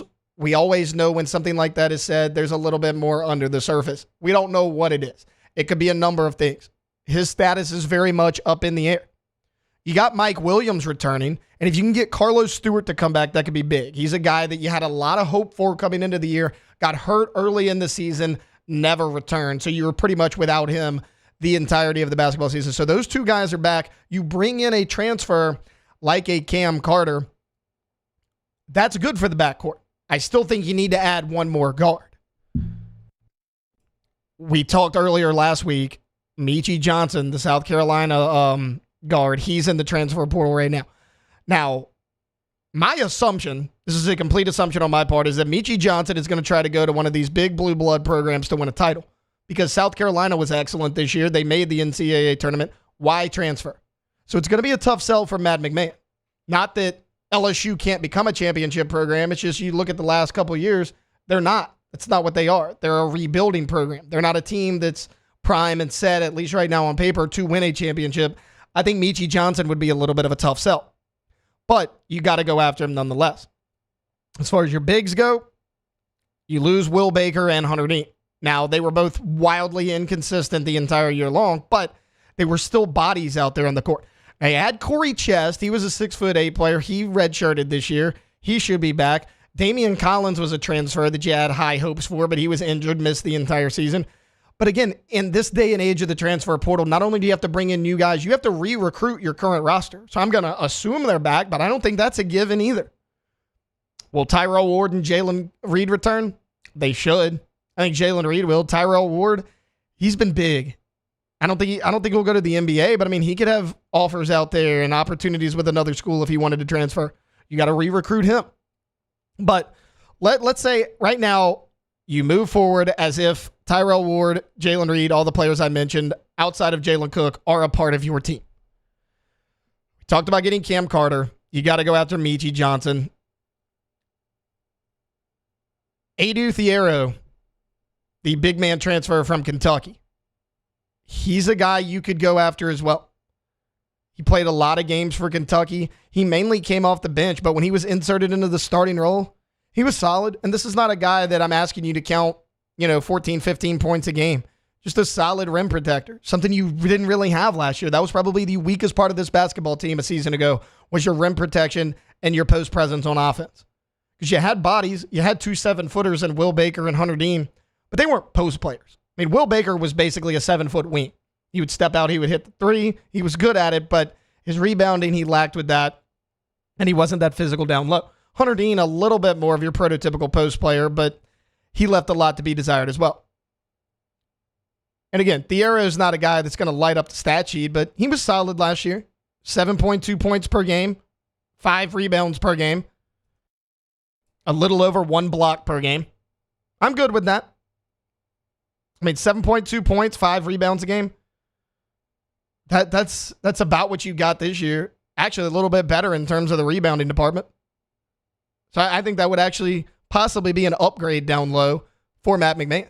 And again, he's a guy that missed some time, that didn't get a ton of minutes. With more minutes, those numbers are likely going to go up. It's not always the case, but they likely could. And you also got to look at the 2 guys that you have committed right now. Your 2 signees, you have Robert Miller, a 6'10 forward.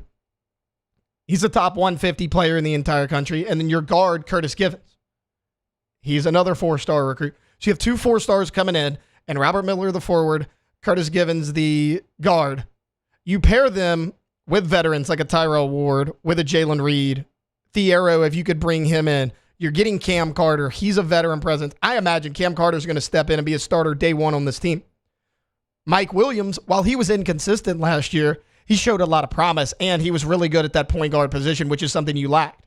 We talked about it. Jalen Cook was ineligible for the first part of the year, came back, got hurt, then he was suspended. You didn't have Jalen Cook for a lot of the season. Until Trey Hannibal stepped up, Mike Williams was probably your best option at that point guard spot. And he was just a true freshman last year. He probably actually had a bigger role than you thought he would because of an injury to Stewart, because of the unknown status that was always up in the air with Jalen Cook, because Trey Hannibal was coming off the bench to start the season. And that's a guy you counted on a lot more than you thought you would. And I thought he responded well. I thought you saw some nice things from Mike Williams, a lot of things you could build on. So you have Williams, you have Cam Carter. You got the young guy coming in Curtis Givens. If you can get Carlos Stewart back, that's another veteran guard. I still think you need one more. Meechie Johnson, if you're swinging for the fences, is that guy. But there's plenty of guys that are in the portal right now that are going to enter the portal, get you a solid veteran guard, and I think you need one more big man. Now, Tyrell Ward and Jalen Reed, they'll be fine in your starting lineup. Tyrell Ward, I said time and time again on this program, is probably the most important player on the entire team because of his ability to shoot the three. You didn't have anybody else that could shoot. You brought in Carlos Stewart to be that guy, but again, he was hurt. One more post player, one more guard. I think you have a solid team. And you can say, well, Matt McMahon's been inconsistent. No doubt about it. Look, he's 31-35, 2 years at LSU. Even though I like to give him a pass for the first year. This year, there were some highs, there were some lows. So 31-35 in 2 seasons at LSU. But his first 2 years at Murray State, after his second season, he was 33-31. In year 3, he went 26-6 and he made the NCAA tournament. I'm not saying he's going to make that big of a jump here in year 3 at LSU, but it's possible. We've seen it because we've seen the jump from year 1 to year 2. You go from just 2 wins in the conference to going 9-9 in the conference your second season. I mean, 9-9 in the conference shouldn't be your goal, but going from 2 wins to 9 wins is big. We talked about how good South Carolina was earlier. The only team that had a bigger jump than you in the SEC was South Carolina. You bring in some solid transfers. You develop your young guys. We'll see what happens with Matt McMahon here in year 3. Again, do I think he's going to go 26-6? No, I do not, because that's very hard to do. But we just talked about it earlier. NC State was 17-14 in the regular season. They went on a run in the tournament. They're now in the Final Four. If Matt McMahon could get this team going, maybe they could compete for an NCAA tournament spot. Because that's your goal here at LSU, and that should be Matt McMahon's goal here in year 3 running this program. All right, look, we're going to take our last time out of the show. We're going to come back and wrap it up like we do every day with a little bit of Ask the Bench. That's coming up next here on Off the Bench, 104.5 ESPN Baton Rouge. Off the Bench with Hester and T-Bob. K to Z window coverings, KTOZBlinds.com. K to Z Blinds. Go there today for all your winter coverage. Get Brandon Barton out to your home. Take advantage of the decades of experience and let him change your home drastically. Okay, both aesthetically and functionally from a utility standpoint. If you have like a outdoor living space that you need covered, if you have a baby room, a master bedroom, maybe a theater room, man cave, like whatever the case may be, let Brandon go into your home, figure out exactly how your home interacts with sunlight throughout the day, and then customize a plan for you. KTOZBlinds.com. Go to the website to see what they can do for you and your home. But honestly, just get the consultation set up. 225-228-0855, because like T-Bob just told you, they're going to come into your home and they're going to know your space like in 5 minutes. And they're going to tell you exactly what you need for your home to have the best function there. Go to the website to check it out again, K2ZBlinds.com.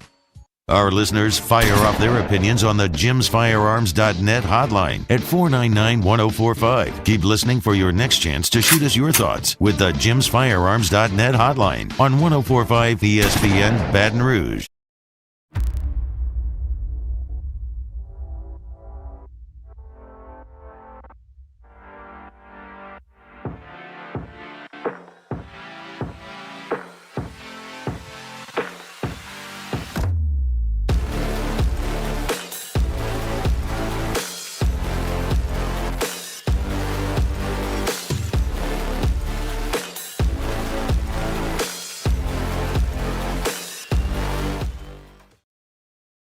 Jerry and Benny Payne began Central Plumbing Company out of their driveway in Tanglewood subdivision.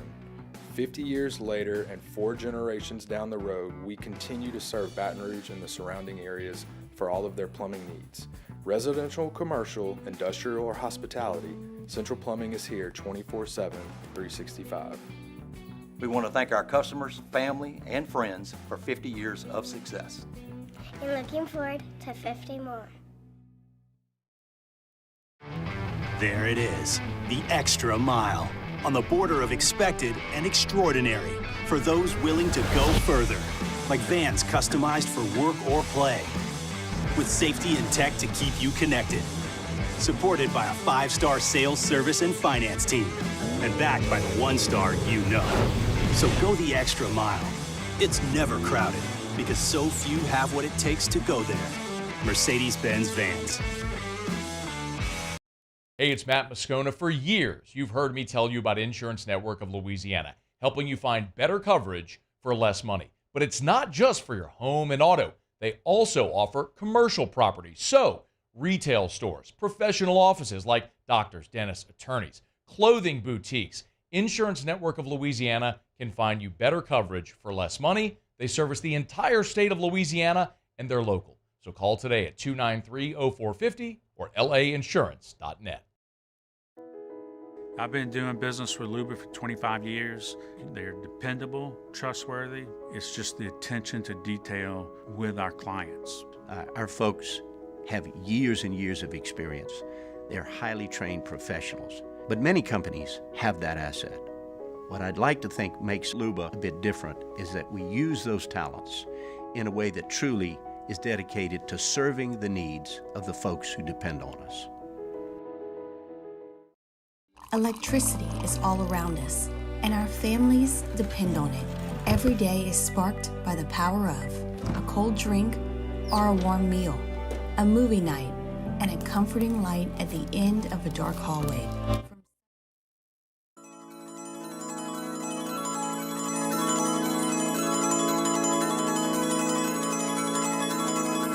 All-Star Toyota presents Off the Bench with Hester and T-Bob. ESPN Baton Rouge, New Orleans, Alexandria, and 1130 The Tiger.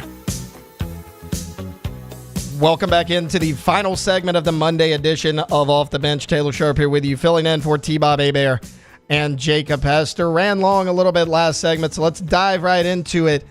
Wrapping up the show as we do every day with a little bit of Ask the Bench. Ask the Bench. Score prediction for tonight's basketball game between LSU and Iowa. Oof, that's a tough one. I think it's going to be a close game. Yeah. I'm actually going to pick the Tigers. I'm going to be a little bit optimistic here. I broke it down earlier, and I talked about how one NCAA tournament game, Caitlin Clark literally scored half of her team's points. She scored 32. They had 64.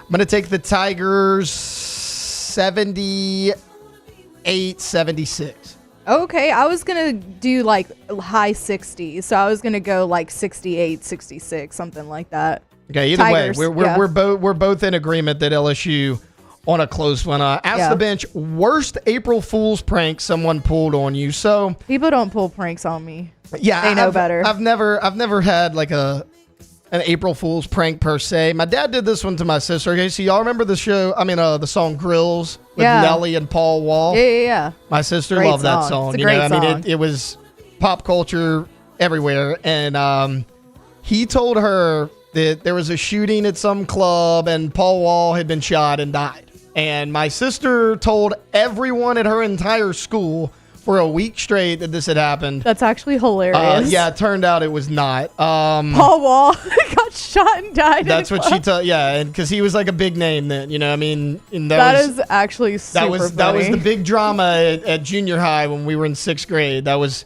her story. Cassie, do you have one? Nobody's ever really pulled an April Fool's Day prank on me. No, I'm very gullible, but like I don't think anyone's actually pulled anything like super big on me that I can remember.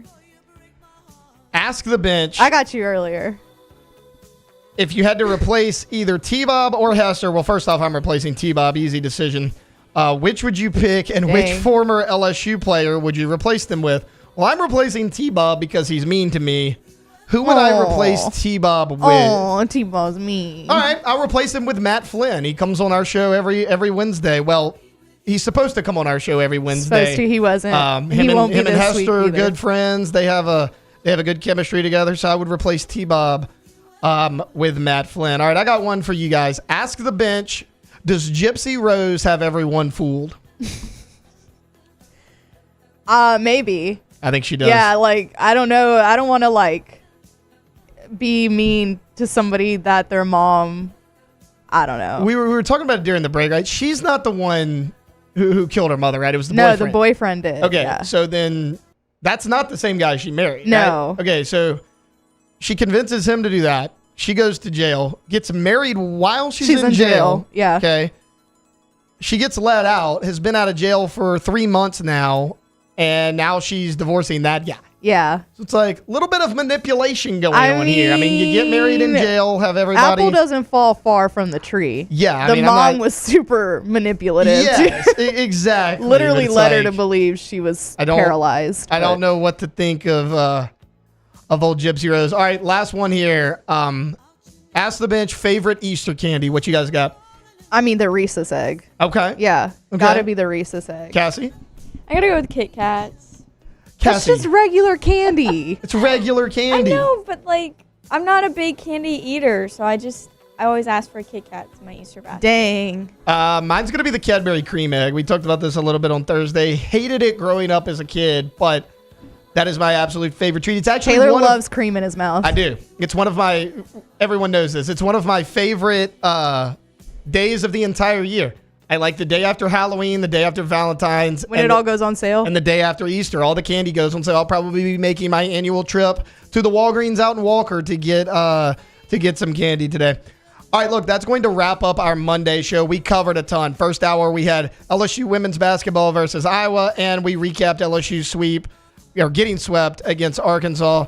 In the 8 o'clock hour, we talked some LSU football. I was joined by John Hendricks to talk some New Orleans Saints. And then in hour number 3, we talked LSU men's basketball, some New Orleans Pelicans, and Devin Snow joined us for his weekly segment. Thanks to Alondra and Cassie. I'm with you tomorrow as well as Wednesday. T-Bob will be back on Thursday. Hester, however, he is out for the remainder of the week. So we will catch you at the same time, same place tomorrow. This is Off the Bench, 104.5 ESPN Baton Rouge.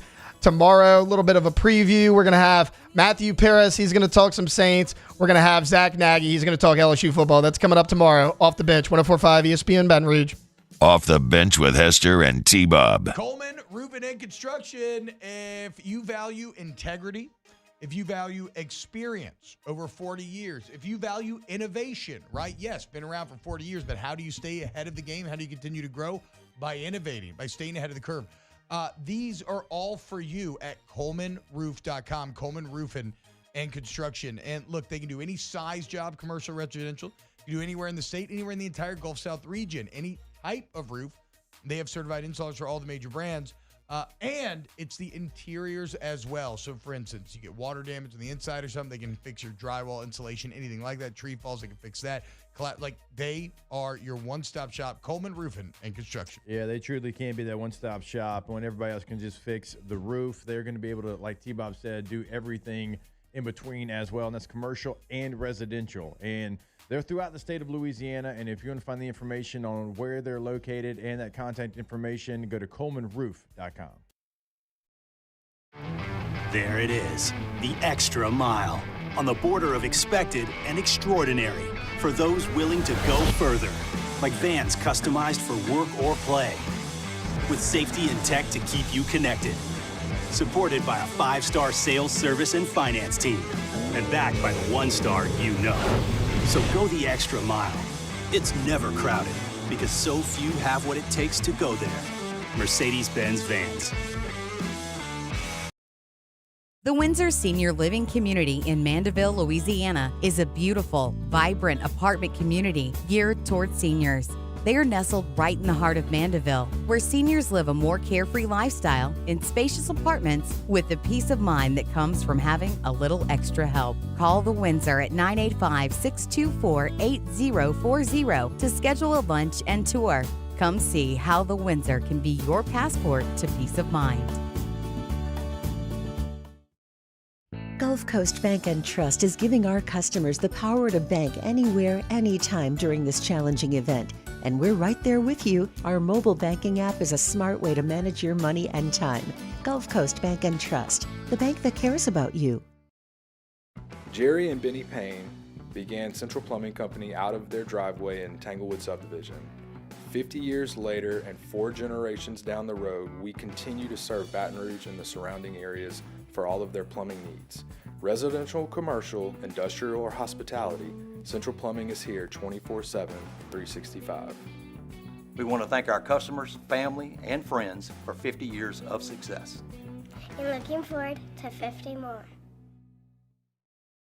Hey, it's Matt Moscona. For years, you've heard me tell you about Insurance Network of Louisiana, helping you find better coverage for less money. But it's not just for your home and auto. They also offer commercial property. So, retail stores, professional offices like doctors, dentists, attorneys, clothing boutiques. Insurance Network of Louisiana can find you better coverage for less money. They service the entire state of Louisiana, and they're local. So call today at 293-0450 or lainsurance.net.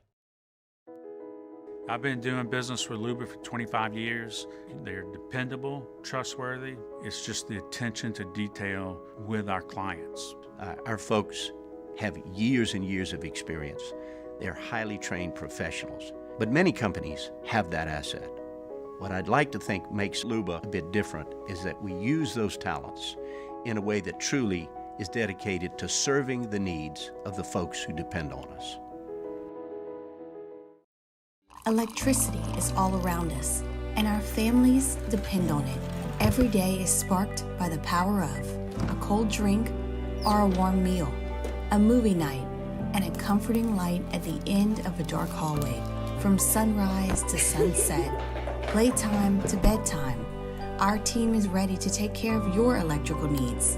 Even in the case of an after-hours emergency, the light in your life shines brighter with Mr. Electric.